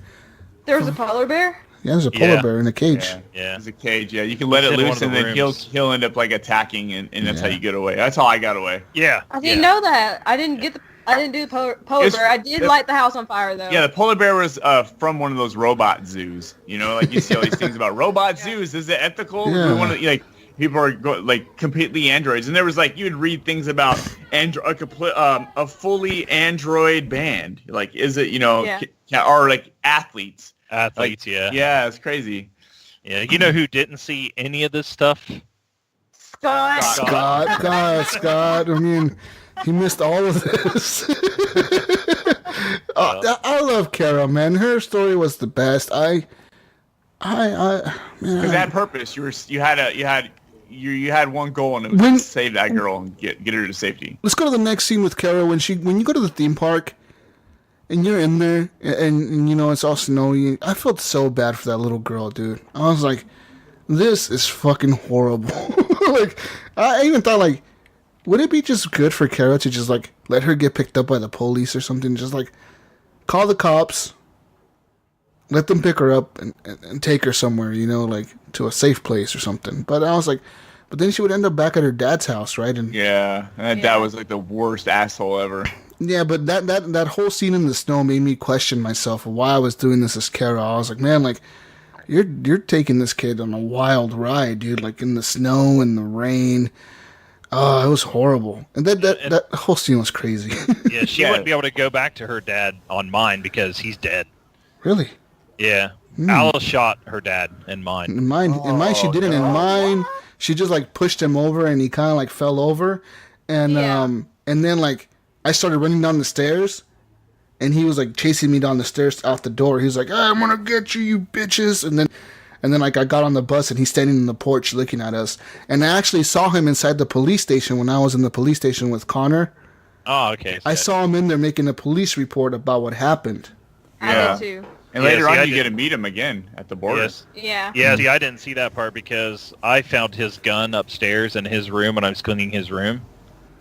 And so when he was going, so when you break protocol, I know we're going in reverse now, I'm sorry. When you break protocol and you're going upstairs, so Alice is going into her room, I went straight to his room, straight for the gun, and then he went around the corner into Alice's room, and I followed him in, and I missed the button prompts for me to shoot him. So what happened is he ends up knocking the gun out of my hands, and he's over top of me getting ready to punch me, and then boom, she just blasts him. So that's what happened. What? That's crazy. That totally didn't. I didn't even know he had a gun. Yeah, I but wish I could have done that. Yeah, so I did get the good part of that. But yeah, in that park, like it was just like, hey, find shelter, and then of course all those droids, androids come and want to like let you ride on the. That was a magical moment. Like, that was magical. They thought they were getting attacked, and no, we're not here to hurt you. Yeah, we're just happy. Yeah, we're happy that there's people here. Yeah. It was cool, man. That was a great moment, though, when she got on that character. I was like, man, this is such a heartwarming moment. I was like, I felt good for that little girl because I was like, she's been through some shit. This is fucking awesome. Like all these robots are helping him out. That was so cool. Yeah, and there's, we'll come to the part here. Like all this is like a heartwarming part, but then that twist later on, it kind of angered me. Because here I am, I'm like, are you kidding me right now? But I didn't see that coming, man. I did not see that coming, not even a little bit. Yeah, so but so that's the theme park, and eventually Kara and Luther and Alice get to another woman's house who helps androids. Helps androids out. Rose, right? And so she sets up to where if you can just get to the bus stop, I think is what it is, they'll take you into Canada. Mm-hmm. So, and which doesn't end up happening. You end up having to take a boat, but that when you're reaching the part when you're crossing the river to Canada, that's the last mission. So with that them, didn't happen with me. That didn't happen with me either. oh, you guys made. Oh, see, okay. This is different. You guys made the buses then, right? Yeah. So, yeah, this is. Yeah, it's crazy, man. It's just a crazy fucking story. Like, this is insane. So, obviously, you got the one where you go across the river, right? I didn't. I got the bus one. Okay. Alyssa, you got the bus one too? No, I was taken to Jericho, just straight, like walking, sneaking past cops to Jericho. That's what happened to me too. Yeah. So, I thought that scene was pretty cool when the cop shows up at the door. And he's knocking, and the kid's freaking out. He's like, oh, shit. Oh, they're going to catch us. They're going to catch us. They're going to catch us. And you're like, calm the fuck down, dude, you know? And then you're putting away all the evidence.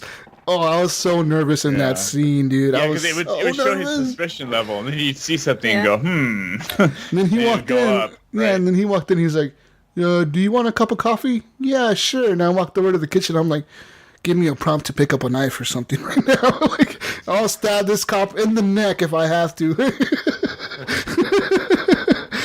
Because I was like, man, this is crazy. Like, and then obviously, I think when he asked, like, is anybody else in the house? I told him, like, oh yeah, my daughter's upstairs sleeping.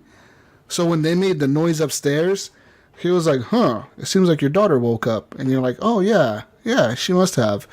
And then when the laundry room, when the androids in the laundry room make the noise, and as he's walking out, he's like, what's in there? I was like, a dog. That's what I said. Our dog sleeps in there. I said the washer. The washer. I was so terrified the whole time because I told Luther and Alice to hide in the pantry, and it's only covered by a curtain in the kitchen. And he walks right past. I'm like, don't look.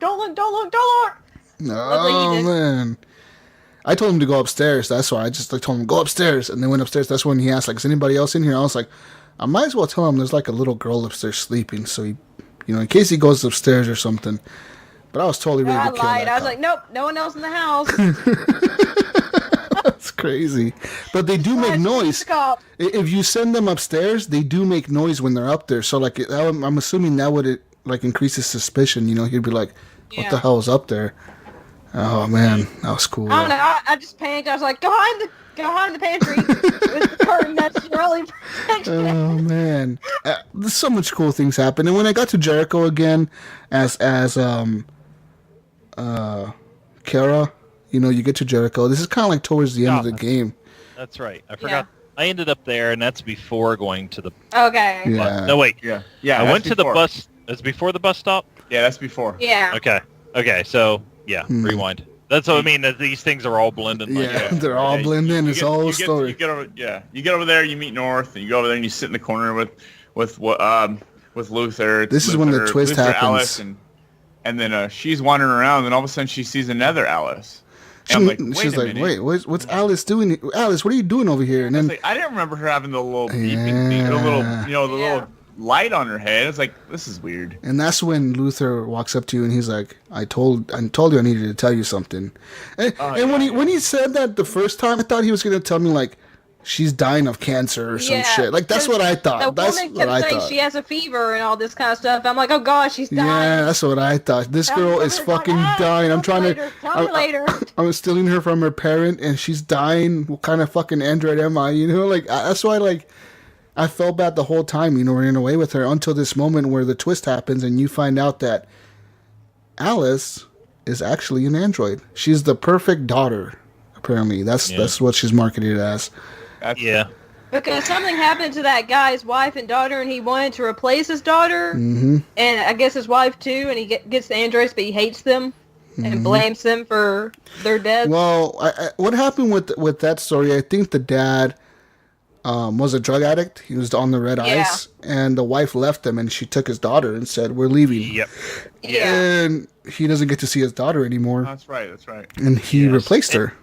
Yeah, so that was the thing, like, when you sit back and think after you found out the twist, it's like, okay, that kind of makes sense, because the whole time I'm sitting there thinking, like, what kind of woman leaves their daughter with, abusive and on drugs and stuff, exactly and what I was leaves their thinking. kid there? I'm like, Yeah. What kind of person does that? I'm like, that's the world's shittiest mother. You know, it's just like, that's horrible. But then after that, I'm like, okay, that makes sense. But then I'm a little mad because here this whole time I'm trying to keep her warm and safe and everything like that. And she's a fucking android. Right? So I was a little angry about that. But then if you come and think about what the game was trying to do, it's like, at this point in time, you're close to the end of the game. You are so invested in saving her. Because this whole time, is it because this whole time you're thinking she's human? Or is it just because that's she's exactly a little what girl? I was thinking. Because then the whole thing was like, you know what? I don't care if she's an android. She's still a little girl. Yeah. You know, she's still innocent. And, you know, these three, Luther, Alice, and Kara, are a family. Yeah. And it's my job to make sure they're safe and they're happy, because the whole time with this revolution and this protesting that Marcus is doing, you know, I'm all for getting equal rights for androids. I want androids to be equal as everybody else and stop being treated like crap. You know, so that's like my whole mentality at this point in time when I'm in the game. It's like, you know, I'm not doing anything mean. I just want equal rights. I'm trying to get these three to Canada. Because, you know, with those guys, like, they have to get out of the country because they killed somebody. Yeah. You know, so. And Luther even says, like, well, why does it matter? You love her, she loves you. Yeah, he says why that. does it matter? You know what I mean? Like, so when you gave me the option to hug her or to like move away from her, I was like, hug her, dude. Like, just hug her. Like, that's well at this point. I did too. But what I didn't understand was why she didn't have the blue light on her head. They can take them off. I think but she did actually. how does hair was covering it? Oh, was her hair covering it? Yeah, her hair is always to the side, like right there. Because I thought only deviants took off the light, right? Like, she wasn't a deviant. She was still doing what she was programmed to do. She thought she was a little girl. That's what they're programmed to think. I don't remember seeing the light at all. I thought maybe it was already removed. No, I think her hair is just covering it the whole time, like right here. Oh. It's just hidden under her hair. Yeah, that was a cool twist, though, man. When I found that out, I was like, fuck, this explains everything, like Brun said, about the dad, about the girl, about the mom leaving the girl with the dad. Because I thought the same thing from the get-go. I'm like, who the fuck divorces their husband and leaves their kid with him like this? Yeah. I know. Like, when he's saying that she went to go marry an accountant and shit, like, he's making more money than him. I was like, why would she leave her daughter here? Like, this is messed up, you know? Right. But yeah, I mean, it was interesting to see that, and that was cool. That was a cool twist. And at that same time, is that when Connor is on the boat too, in that same scene? Yeah. Yeah. Yeah. So Connor finds Jericho. Yeah, I'm trying to think of the other path of Connor, or the continued path of Connor. Was they go to like a nightclub, and you know, something else happens where like two more deviants like kill each other. They're like two workers, sex workers. I guess if you want to say. They killed a human, Tracy. right? Yeah, Tracy. Mm-hmm. So they strangled a human because of the way the human was treating the two droids, because like they were abusing them or whatever. And so, but those two androids loved each other. So it ended up like, you know, one shoots, you know, you shoot one and then she shoots the other one that loved her, ends up shooting herself. So you got like two androids that are dead at that point in time. And something happens, and you guys will have to remind me, what happens that gets Connor and Hank pulled off the case? I think it's Connor shooting the Tracy because he's not supposed to shoot anyone. Okay. For me, that didn't happen at all. For me, what got me pulled off the case was I never was able to like catch any of the androids that were deviants. Like the first one that took off running, and he was running through the warehouses and he was running through the gardens and stuff and on top of buildings. He got away because I saved Hank. Yep, same here. He got away, and that's when. As soon as I saved Hank, it was like friend. Hank became my friend as soon as I saved him. And then the one in the nightclub was when I was trying to I was hacking all the androids to like reverse their memory or whatever to like see what they saw, to see where this android went to find her. As soon as I was about to go to the door where I saw her walk into, like Hank walked up and he's like, "Hey, we gotta go. We got called to the station or something." Yeah, so I ran out of time, and it was like. I completely missed that whole part. I didn't even get to see who was the android that got away. I was just like, I didn't even see who Tracy was. I don't even know who Tracy is. I never saw her. And then when they got back to the station, That's when the chief calls you in and he's like, I'm pulling you off the case. And you're like, why? And then Hank gets kind of pissed off. He's like, why? We're kind of close to doing this. And he's like, you guys haven't done anything. You guys got no leads. Like, you guys went to the owner of the company's house, like the founder of the company, right? You went to his house and you didn't even find anything out. What the fuck are you guys doing? You guys are not getting any leads. You're off the case. That's why he took me off the case. Yeah. Oh, I think same thing. Yeah, you gotta like distract that dude and go down into the basement and try it. And then start taking parts out of robots, sticking them in the other ones, and you just feel bad. This girl's hanging there, half bleeding, and you're like taking parts out, sticking to like you're tricking her into getting. Where's Jericho? I rebuilt the robot that was the one that got shot on top of the building with the little girl. I rebuilt him, and he like as soon as he turned on, he's like, "You betrayed me," and you're like, "Oh fuck, shut off." I turned him off. Mine were the two dancer or the two workers that were shot in that one, and they end up taking the head off one and holding it in front of the other. Really? And so she thought she was alive and told her where it was, and you just kind of lower the thing down. You speak through her head like, where's Jericho at? And she's like, oh, Jericho's blah blah blah, and tells her, and then like he finds out that. For me, it was completely different. For me, it was. I rebuilt the guy from the TV station that got killed, one of the androids that I shot at because he took off running down the hallway and he picked up an assault rifle and he was aiming it at the cops. And what I did, is like 40% chance of pushing Hank out of the way. As soon as I saw reach for the gun, I reached for the gun and shot him. And so he was hanging on the wall there, and I turned him on and he's like, I will never tell you who you are, because he couldn't see, but he could hear me. And he couldn't recognize my voice. He's like, I know who you are. You're that cop android. I'm not going to tell you where Jericho is. So what I did was I went back and I picked up the video that Marcus recorded at the TV station. And I scanned his voice. And I changed my voice to Marcus's voice. And I told him, like, hey, I'm Marcus. And he's like, Marcus? He's like, yeah, I need you to tell me again where Jericho is, because I need to take you there to save your life. And he's like, of course. And he's like, Jericho is over here, and he like gives him all the directions to where Jericho is. That's what happened to me. Cool. Yeah, the TV station, and that's a chapter we kind of skipped. But at the TV station, you're Marcus, and you like take your skin off, and that's you like broadcasting out to the world like what your demands are, which is you just want to be free and equal and stuff like that. And that one there is my. That was a cool mission. That was my third time where I got killed as what? Connor. I think I did too.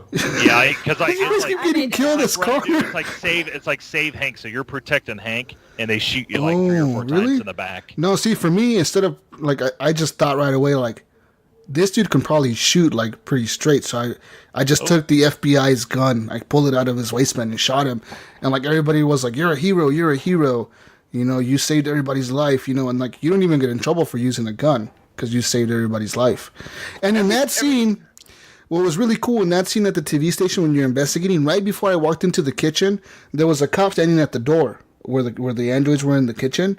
And he's like, hey, Connor? And you're like, and Connor was like, yeah, do I know you? And he's like, I remember you. He's like, I was the cop on the rooftop that you saved his life.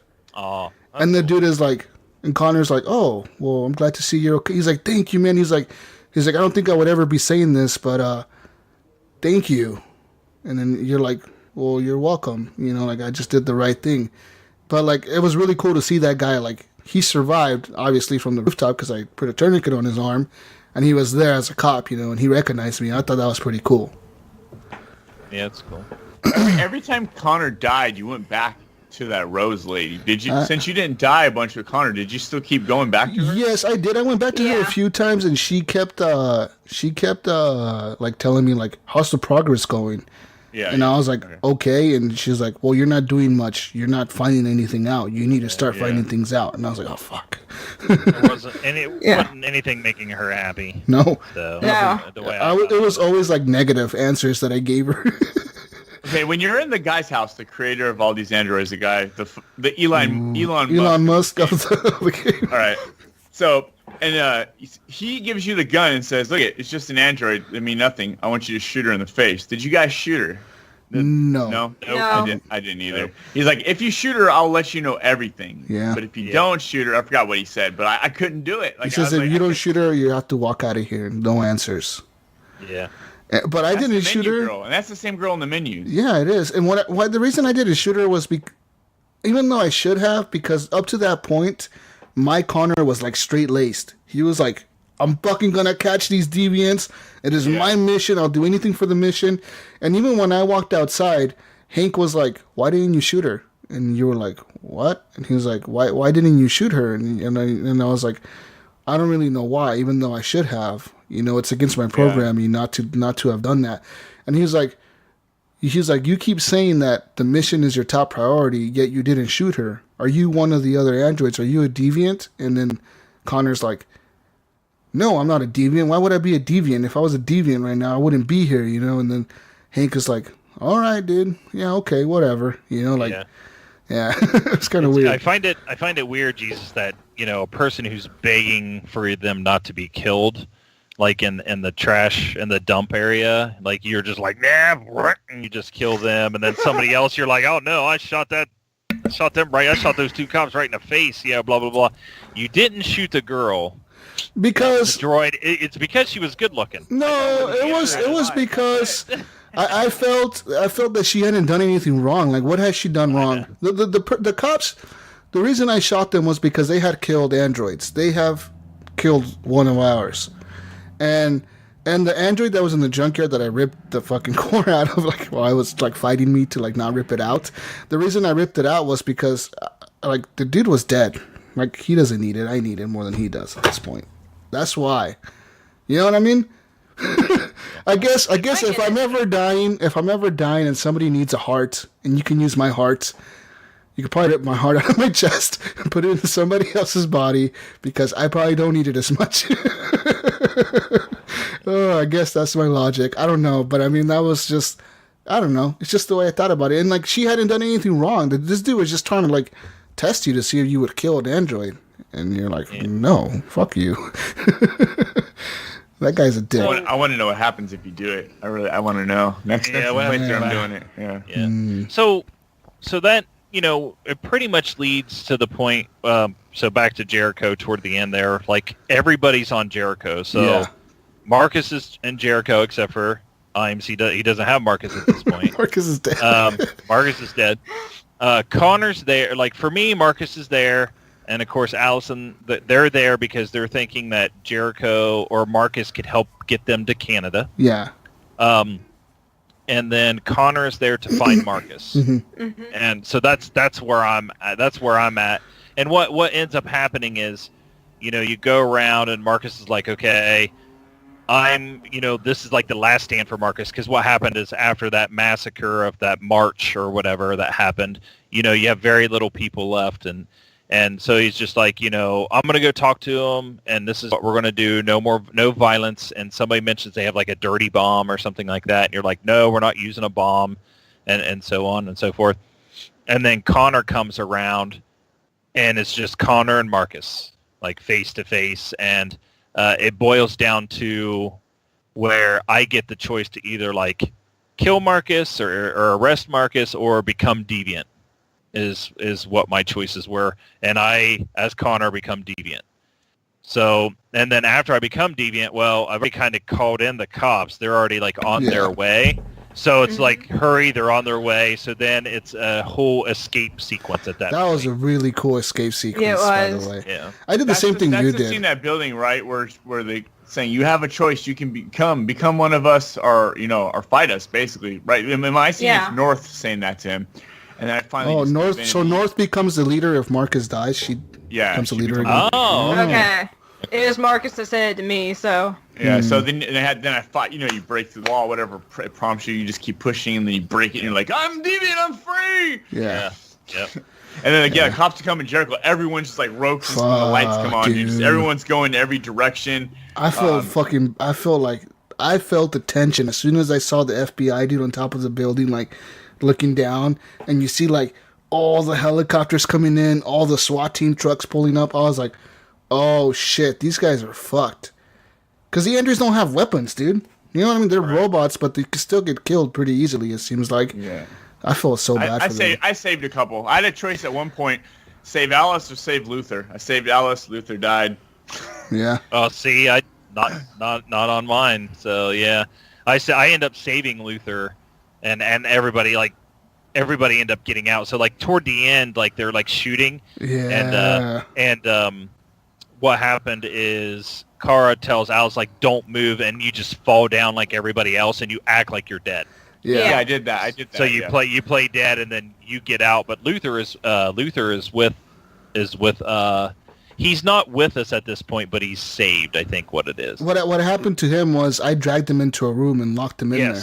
That's what I did. Yeah, that's what I did too. I was like, he was like, you need to go, and I was like, oh, I'm gonna drag you into this room real quick, and I drag him into a room, and then I was like, fuck, what do I do? And I was like, close the door and lock him in here. That's what I did, and I just took off running again. And yeah, same thing when the cops were shooting at everybody, I just laid there and I was like, play dead. And I was like, move and attack. I was like, no, keep playing dead. Yeah. So and then with Marcus, he's getting out with all his like main friends that you meet along the way, and there's a part where North gets knocked down, and I even go back to save her and get back. So like we're all out and make it all out. Yeah. And of course Connor shows up at the end, like right at the very end. He ends up like helping you when you're saving North. He comes in and just starts shooting people, and his Connor's like my favorite. Like I like Carr and everything, but Connor's my favorite because that boy is ninja-like skills. He's when it comes lethal, man. He is lethal. Disarming, as fuck. shooting under here, like he's he pulled out like a piece of metal and like he's using it as a shield, like Captain America. I'm like, oh fuck.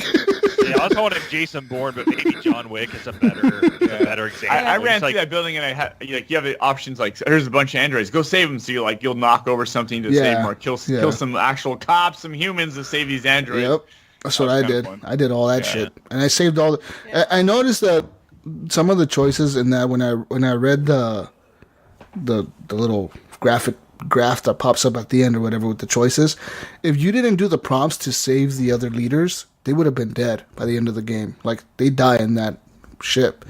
So I was able to save all of them. I was like, fuck it. I don't care. I don't care if I'm wasting time. If I don't set off the bombs, I don't care. I'm saving everybody as much as I can. And that's what I did. Yeah, it's pretty much saved everybody. As well. I saved everybody but Luther because I wasn't sure what happened to Alice. And I was like, okay, I gotta think like a mother here for a second. What would I do? I'm like, sorry, Luther, saving Alice. He gets shot in the head. I'm like, I'm sorry, but I got to take care of my surrogate daughter here now. Like, sorry, Green Giant. Yeah. That's sad. Luther, I saved him. Everybody saved in my game. Oh, this is where my story really starts fucking. I mean, see, Marcus is already dead, and then Kara and Alice get away, and they're trying to get on the bus. We're trying to get on the bus stop. We don't have a ticket. Trying to get on the bus to get to Canada. We get past the security, but we're in there. We have no ticket. We have to try to find one to get it right. Run into the dad. Mm-hmm. The dad's there. Then the dad started explaining about the wife and kid, or she put all that stuff together. But she's like, "Look, you could change now," because he's like, "That's my daughter," or whatever, right? Yeah. So Kara tries to explain, "Look, you could change now. You can just let this go. Finally let someone be free, and all this other stuff." And the dad gives in, right? So you're still trying to find a ticket. This couple drops tickets, and I felt so bad because I felt bad, so I gave the tickets back. That was my answer out of that place, right? Really? I felt bad, so I gave the tickets back. They're like, "Oh, you saved our life! You saved our life!" And they had a little baby in a stroller, carrying a baby, and it was a couple carrying a baby. So they got on the bus. The security comes over to me. I got caught. Boom. Kara's dead. They shoot her. Really? No, this is how that for me was completely different. Yeah. I stole the ticket because I was thinking like a mother again. I'm like, I know there's this other family, but this kid right here is like my daughter. I've got to get her to safety. And when Sean messaged me telling me what he did, I told him I stole a ticket. He's like, but that's wrong. That's wrong. I'm like, you sound like Alice. They said, you saved our life. Thank you so much. I felt happy enough. But she died. She died right after that. What happened to me there was during the time I was sneaking to the bus stop, I found Luther, and I was able to save him from a cop. Like, I knocked the cop out with the brick, and Luther's there, and I think he's there with the Jerry, like a Jerry from the theme park or something like that is next to him. And they're like, "Oh, thank you saved us." And Luther's like, "Yeah, I was trying to get to the bus stop to find you guys, but they caught me." And he's like, "Thank you," So you make it to the bus stop, and then you go through the checkpoint, right, where, like, you're at the checkpoint and you show the cops your passports. And they're like, what are you doing out? There's a curfew. I was like, my daughter stayed over at a friend's house and we're picking her up. And they're like, huh. And they're looking at you guys. And then you're walking by and they're like, hey. And you're like, oh, fuck. Oh, fuck. And then, like, there was a choice there to tell Luther to attack them or to, like, act calm. And I stayed calm. I was like, Kara's totally dead. They're going to notice that she's an android. They're going to shoot us in the back right now. And then he was like, oh, you dropped your glove. She gives Alice her glove. I was like, oh, man. That was so nerve-wracking, dude. But yeah, we got to the bus stop. Same thing happened. The dad bumps into us. He's like, hey, security, get over here. And I tell him a story about, like, you can change. And he's like, okay, I'll change, like, I'll let you guys go. He tells the security, there's no problem here. And then the parents dropped the tickets. I was like, fuck you guys. I'm keeping these tickets, dude.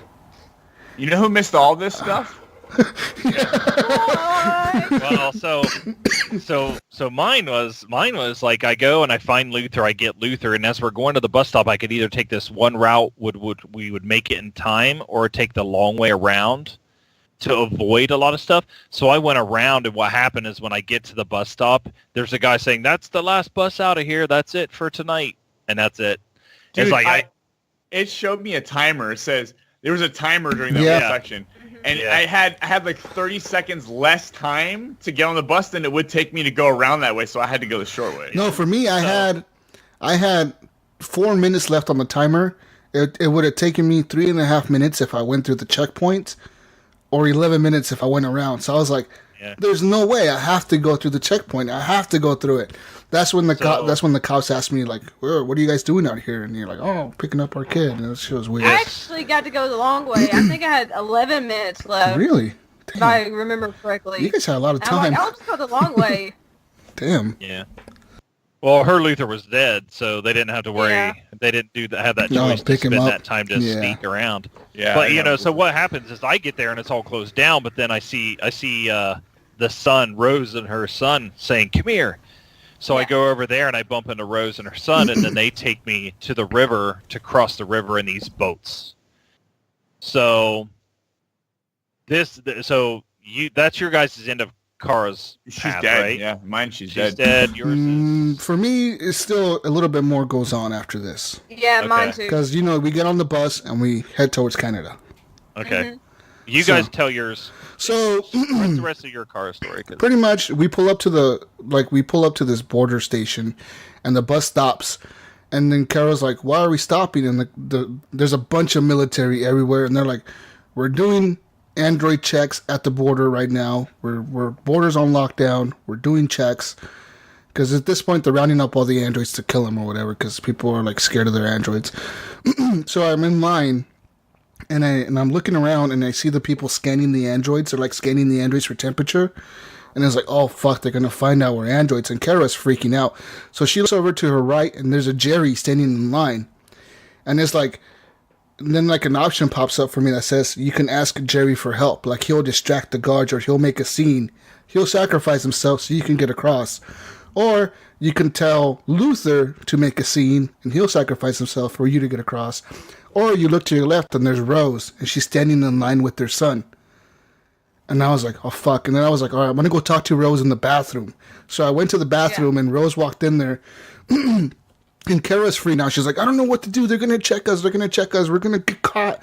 And Rose is like, look, calm down. Like things are going on. You need to calm down. You've made it this far. Hopefully you can make it across. If you need my help, let me know. And then, so now you have an option to ask Rose to make a distraction for you. So then you fucking go back out there. You're in line. And during this time is when Marcus, in my game, he did, instead of like, because you can attack the bases, the military camps or whatever, or you can protest towards them. I put protest. So at this point, Marcus is in front of the thing and he's building a barricade and they're all protesting out there. They have their hands up. The news reporters showed up. They're taking the pictures and I'm putting flags up and shit. And it's a weird shit. And so like the sentiment is going towards the androids, right? Like the people are starting to like the androids. The people in the public starting to like the androids. And that's when the president gives her speech and she's like, we're going to kill all the androids. And then like, it shows her in the Oval Office getting a phone call, and they're like, "Ma'am, you need to check this out." And she turns on the TV and she's watching the news too, like now, right? So the president's watching the news. You're out there with Marcus. We go up to the line. What happened to me was, we get up to the line and we give the Canadian guy our passports, and he looks at them and he's like, okay. He's like, all right, I'm going to scan you now. And at that point is when you can trigger a distraction. And I was like, no distraction. I was like, stand still. And like, sure enough, he scanned us and he realizes you're an android. He's like, he's looking down at his thing and he's looking at you. And then he looks over at the TV, which is on, and it's showing Marcus doing the protest and all that out there. And he just like, all right, welcome to Canada. And you just like walk through the checkpoint. I was like, oh man, thank God. Mine too. Yeah, I feel good. I felt so good when you did that, dude, because it was like, fuck. I don't know what happened with the boats. So is yours any different than what his was? The only difference was I didn't have Luther or the Jerry, and I don't believe in my situation Rose would make a distraction. So it's just basically me going to the guy at the counter and being like, please, please, please, please, please, let us through. And then he saw what was happening on TV, and he was like, yeah, just go through. Because I was like, we just want to be free. Yeah, that's what I told him too. Yeah. Yeah, so with mine, like Marcus was doing the same thing. I did the protest with Marcus, and he's going through all that, and, the flags and stuff are going up, and, eventually with Marcus, what it was like they attacked Marcus. Like, they're like, all right, we're coming in, and they start shooting the canisters and stuff. But I survived long enough for the president to, like, stop. Yeah. Like, put a ceasefire or whatever, so that's what happens there. So Marcus and his group live. But what happens is I'm at a river with boats, and I start to go over this thing with Luther, myself, and Alice, or Cara and Alice, and we're going over, and all of a sudden, like, the border patrol comes. Oh fuck! So the border patrol comes, and I'm like, run, like go, like try to take off. So I try to take off, and they open up fire and kill Luther. Oh. So here I am with a boat with a disabled engine with holes in it, and Luther's in it. So I'm like, I push him over to lighten up the load. And then, Alice is like, we're still sinking. So I'm like, okay, so I jump in the water and start pushing the boat. But, the water is so cold, like my insides still freeze, I guess what it is. So what happens is the boat still sinks. So Cara was pushing the boat. Alice was in the boat. Luther's dead. They both, they just show you, sinking underwater. So right now, they all drown. Like those two drowned. Damn. Basically. And what happened to Alice? So, drowned. At this point, drowning is what I'm thinking. I'm sitting there going, I'm like, the only people I wanted to survive this game just died.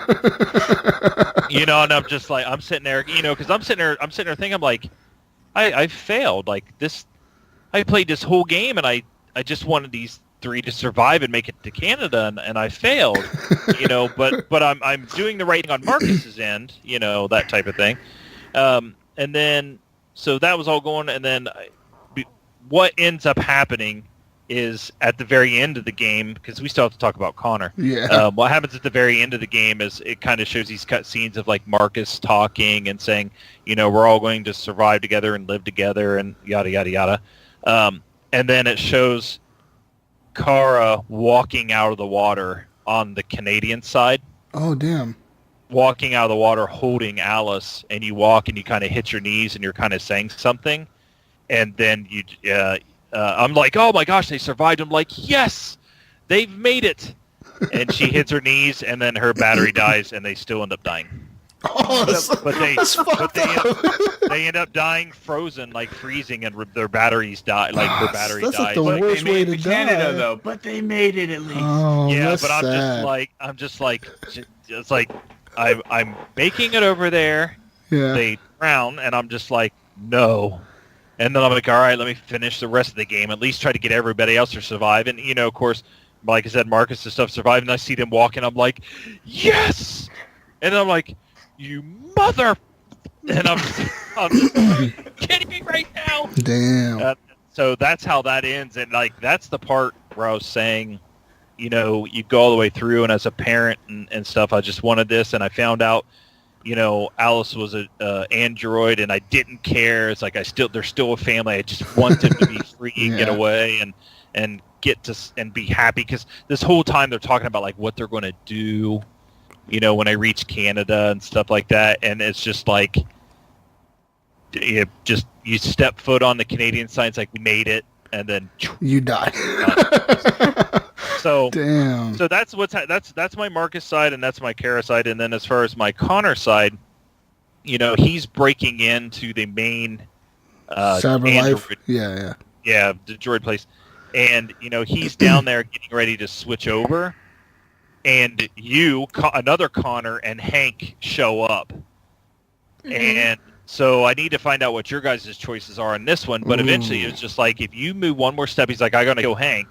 And it's just like, you get the options of like, do it, or no, don't, okay, I give up, or whatever. And I was just like, sorry, Hank, like, really? You're my friend. Yeah, I was just like, you're my friend, and I don't want to let you go, but this is more important to save everybody else. So that was a tough scene. Yeah, because there's two Connors, and then all of a sudden Hank's like, which one do I shoot? He's like, it's him, shoot him. No, don't be stupid. Yeah. We've seen this that's in if you 100 choose movies. to save Hank. Yeah, that's if you choose to save Hank. Like, that's what I did. I backed up and asked Connor, I put my hands up, and then something happens where the android punches Hank or something, the other Connor, and then like fucking you guys get into a fight, and then both of you get shot in the shoulder, and you're both standing there, and Hank is pointing the gun at both of you guys, because you guys are both fighting the same way, right? Yeah. And that's why you both get shot in the shoulder, because you both have the same reactions to like bullets and stuff.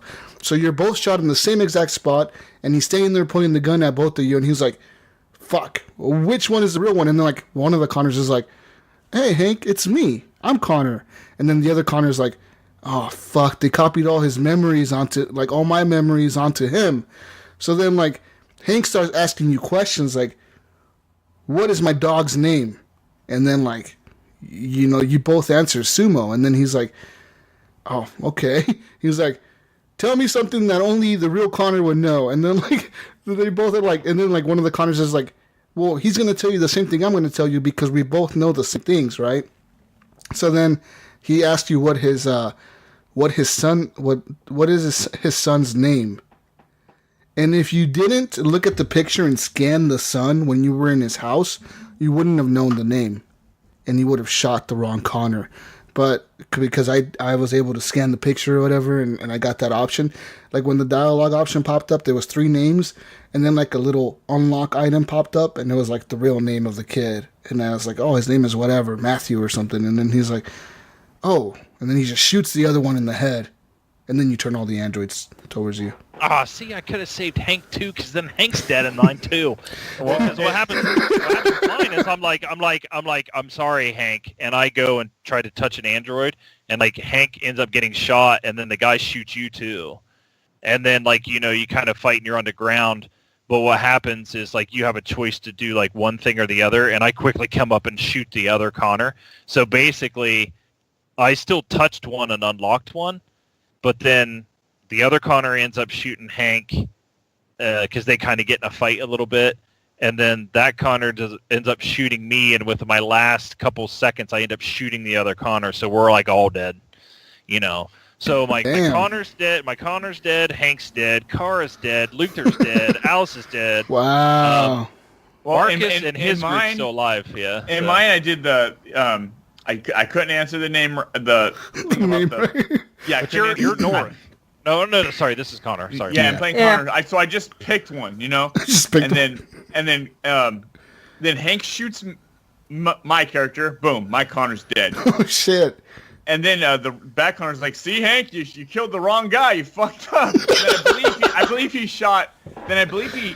think he shoots Hank. And then I'm like, at that point, I'm like, everybody I gave a shit about in this game is dead. Like, I lost. Damn. And I got a message right after that happened from Sean saying, everyone fucking died. I'm like, everybody. What? I was like, what are you talking about? Like, he didn't say in Detroit. He just said everyone fucking died. I'm like, what? And I'm like, oh. Yeah, so...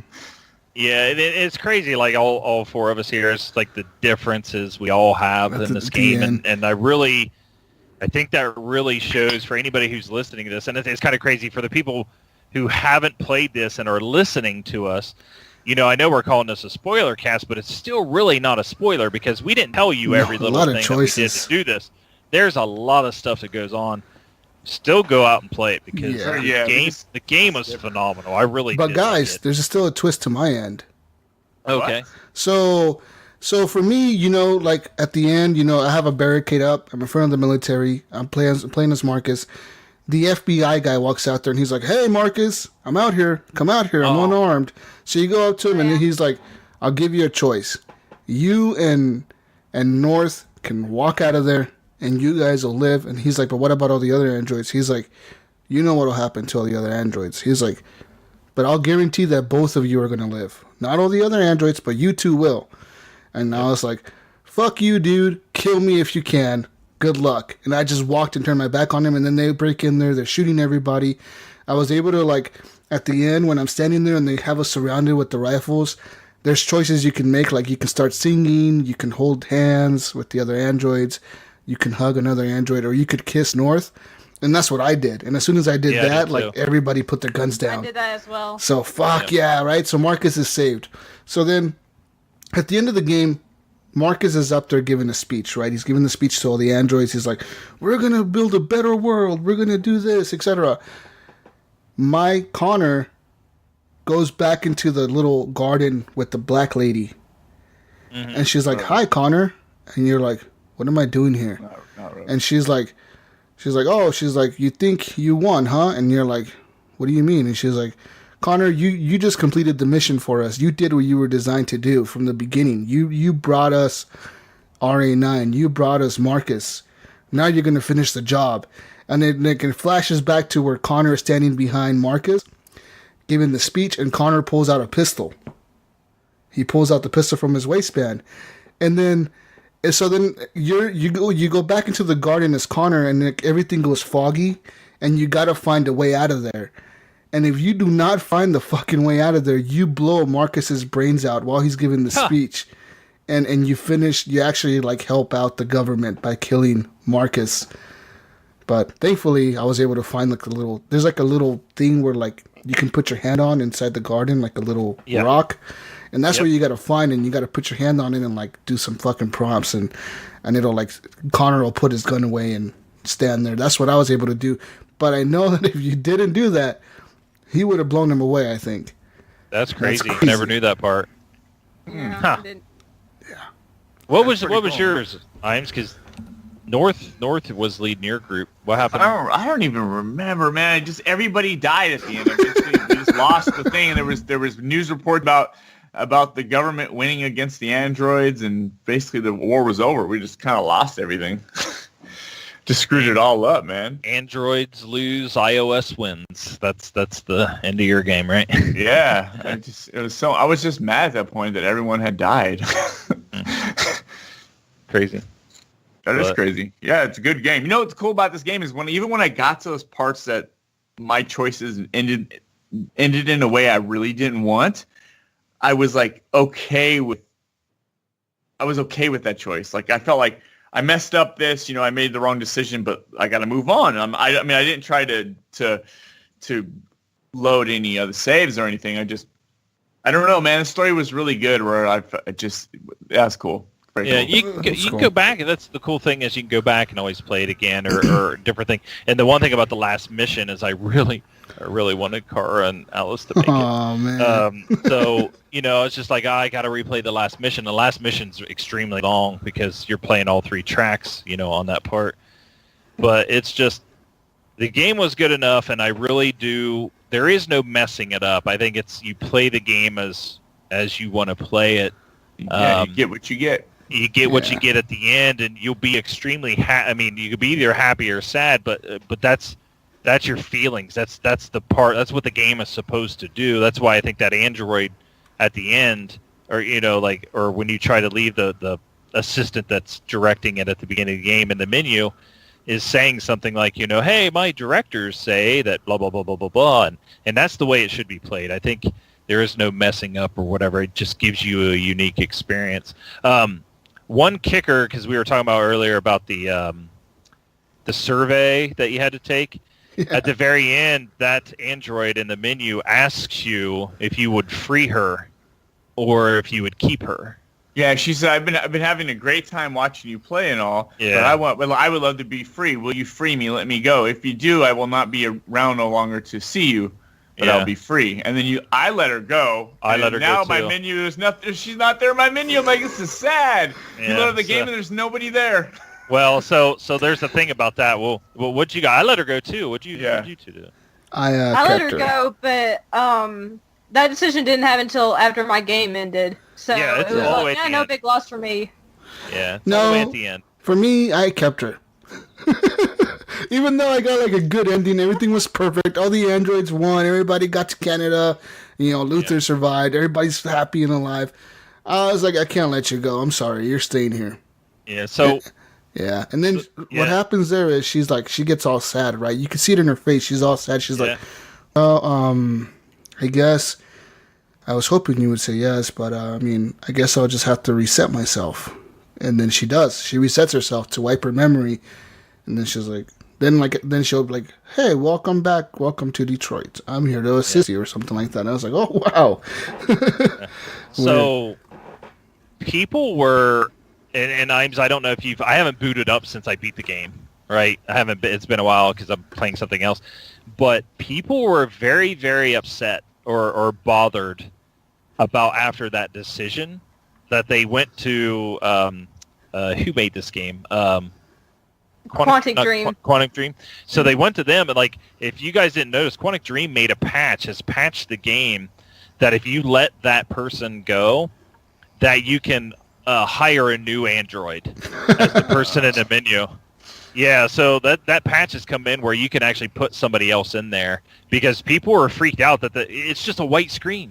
There's nothing. There's no person. Yeah, it's so sad. It's like completely empty, and then I'm just like, well, that's because you let him go. But I guess people were just like, I can't take this. That they're freaked out about it. So they patched it in where you can actually hire or buy another android. I think that's bullshit. I think there. you should have stuck with it because that's another decision you made where you're like, Yeah. I mean, if you play Nier Automata, there's some decisions in there that mess up everything. Like, you get a chance to delete your entire game save at the end of that game. And if you do, it's done. Like, that's the decision you made. So I thought it was cool. Like, she wasn't there, and it was sad, and I thought that was cool that I got emotions from just knowing there was nobody there at my menu. That's cool. I thought it was cool that like outside the game, there's the game, and outside of the main game, there's a choice that you make, which is just like, yeah. I'm staring at a white screen now with like some prompts at the bottom. The person that was talking to me before, she's like, oh, thanks, and just like off. Yeah, and I was like, where did she go? I think I'm the person that was like not emotionally affected by this at all. It's just like, okay, she's gone. I don't care. I'm seeing a screen. Okay, this is fine. I don't care. Yeah. Give me a hug. I didn't have an emotional connection. Give me a hug. Bye. I had emotional Bye. connection. Bye. Have a good life. Bye. It'd have been funny if she's like, oh, wait, before I go, I got something for you. Pulls out the middle finger. Pulls out the middle finger. Oh, man. Yeah. Maybe. Sorry, I forget how this thing works. Star-Lord. Yeah, Star-Lord. Yeah, exactly. No, for me, she just reset herself, and she's still there.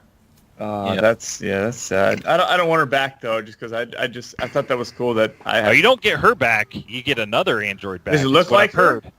I don't know. Could you buy the same model? I wonder if No, you I could don't buy think the so. same model. because there was a bunch of them though at that creator's house. They were all the same girl. So Yeah. It'd be interesting to go find out. I might have to boot it up just to see what it is. Huh. But I thought that was interesting. It was a thing that they patched in after the fact. Because people were just like freaking out.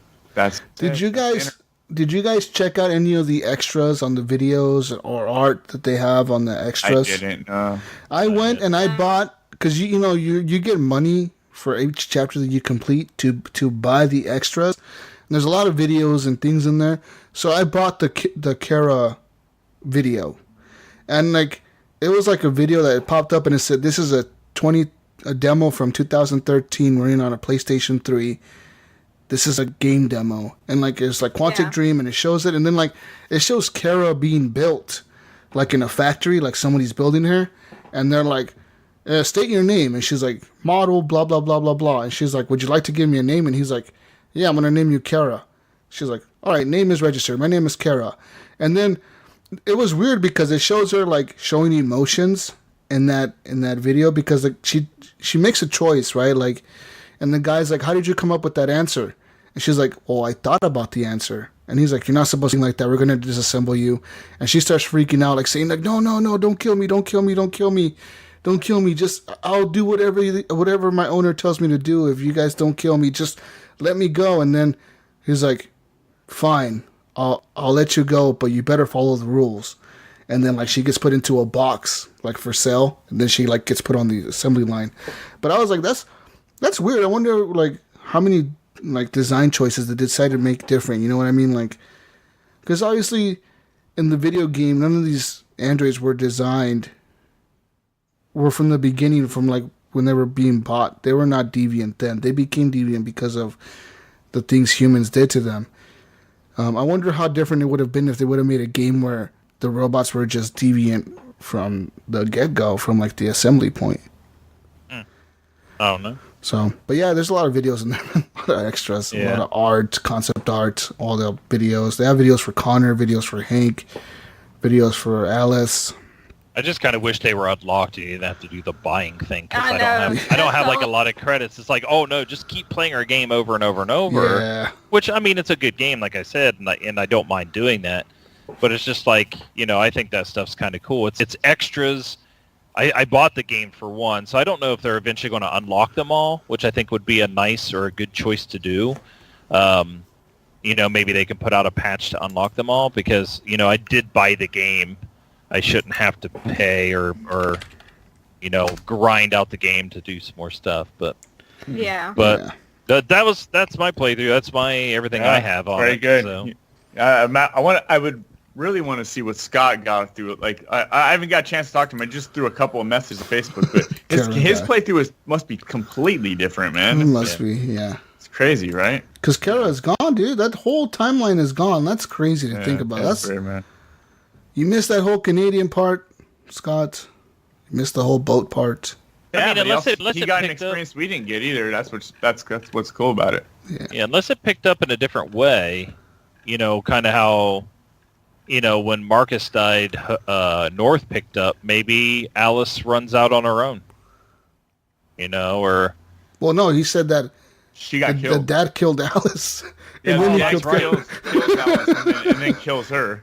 okay, never mind. That whole thing is gone. Oh man. That's weird. But yeah, great game. Great game. This is cool discussion, man. We could have made this. I can't believe we did 2 hours. We could have probably done 3 if we wanted to. We over a lot of shit. Yeah, when I remember Jesus like, hey, can you do this? I'm like, yeah, I think I got about an hour of time I could put in. He's like, okay, it may be an hour, probably less. And We're 2 hours in. Yeah, I thought we were totally man. not. It's just so much to talk about in this game. So many choices and so many decisions. I loved it, dude. The game was amazing. It was fun. It was a lot of fun. And I can't wait to see what David Cage does next. I wonder if they'll do another story with this Android stuff, or if he'll just make another whole I game. bought the deluxe edition. I got Heavy Rain, which I haven't played yet. I only played the first time I played it. I wasn't into that kind of game, so I didn't get very far. But I got it now. I can play it. Heavy Rain Heavy Rain is really, really heavy. Like, no pun intended with that title, but it's really heavy. Like, there are some fucked up things you have to do in that game. Yeah. And you have your lobster clawing it. If you pick the hardest difficulty, hands are like just lobster clawing the controller like all the time. Yeah. Yeah, is this the thing where like Greg Miller and stuff's always talking about the origami killer or something like that? The The origami killer. Yeah. Origami killer. And where you're going, Jason! Jason! That's Yeah. where I got Jason! to, and I quit. Over and over and over again. I got to that part. I'm like, I'm done. Yeah. Yeah. Jason. But yeah, that was awesome, man. We gonna get out here now, Jesus? Yeah, we're gonna get out of here, guys. Yeah, you know where to find me, Gamertag, JesusWalksAlot, and whatever. Go listen to the Horrible Gamers. But where can we find you guys, Brun? I'm gonna put this on my feed too. So give out your Horrible Gamer stuff, because I'm gonna put it out on my feed too. Horrible Gamers podcast. Go listen to it. Horrible Gamers. Find it on iTunes everywhere. Go to our website, horriblegamers.com. Join our Facebook group. Our community is pretty cool. We got a Discord. We got all that stuff. And yeah, that's it. That's it. Awesome. Yeah. Sean. Hey, my name is Sean. Hi. You can find me at Horribly Awkward, or right here, or right there. Either way, you might find me. At awkward_podcast on Twitter.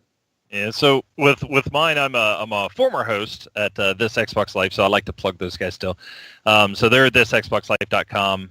They're a weekly podcast and on Twitch and YouTube and Mixer and every Sunday at 11 p.m. So, but they're at This Xbox Life, and their Facebook group is thisxboxlife.com/Facebook. Yeah, and as far as me, over there. Yeah. So as far as me, I'm at BJSwick33 on Twitter. Yeah, we're all in the that's where we met, me and Jesus and all the rest of the Horrible Gamers guys through This Xbox Live. So check it out. And they had a pretty good E3 show this week, so check that out. Oh yeah, it was good. Alyssa? And you can find me at youtube.com/unchartedgirl88. You can check out my website, alleycatgeekery.com. That's ALYCATGEEKERY.com. You can find me on Twitter at Lissarie, LYSSARIE. Instagram at It's Alyssa Whites. I'm on everything, so you can find me pretty much anywhere. Yeah. We don't grow old. We don't stop playing games because we grow old. We grow old because we stop playing games. This is like unique catchphrase. No, I saw a tag last night. The movie was actually really good. Did you see this in Detroit or something? What the hell's going on here? No. There's no such thing as a bad game. Just games that aren't pretty. All right, take it easy, guys. Peace out, Brussels sprouts. We'll see you on the next edition of the Horrible Gamers Podcast. I'm out of here. Bye. Yay!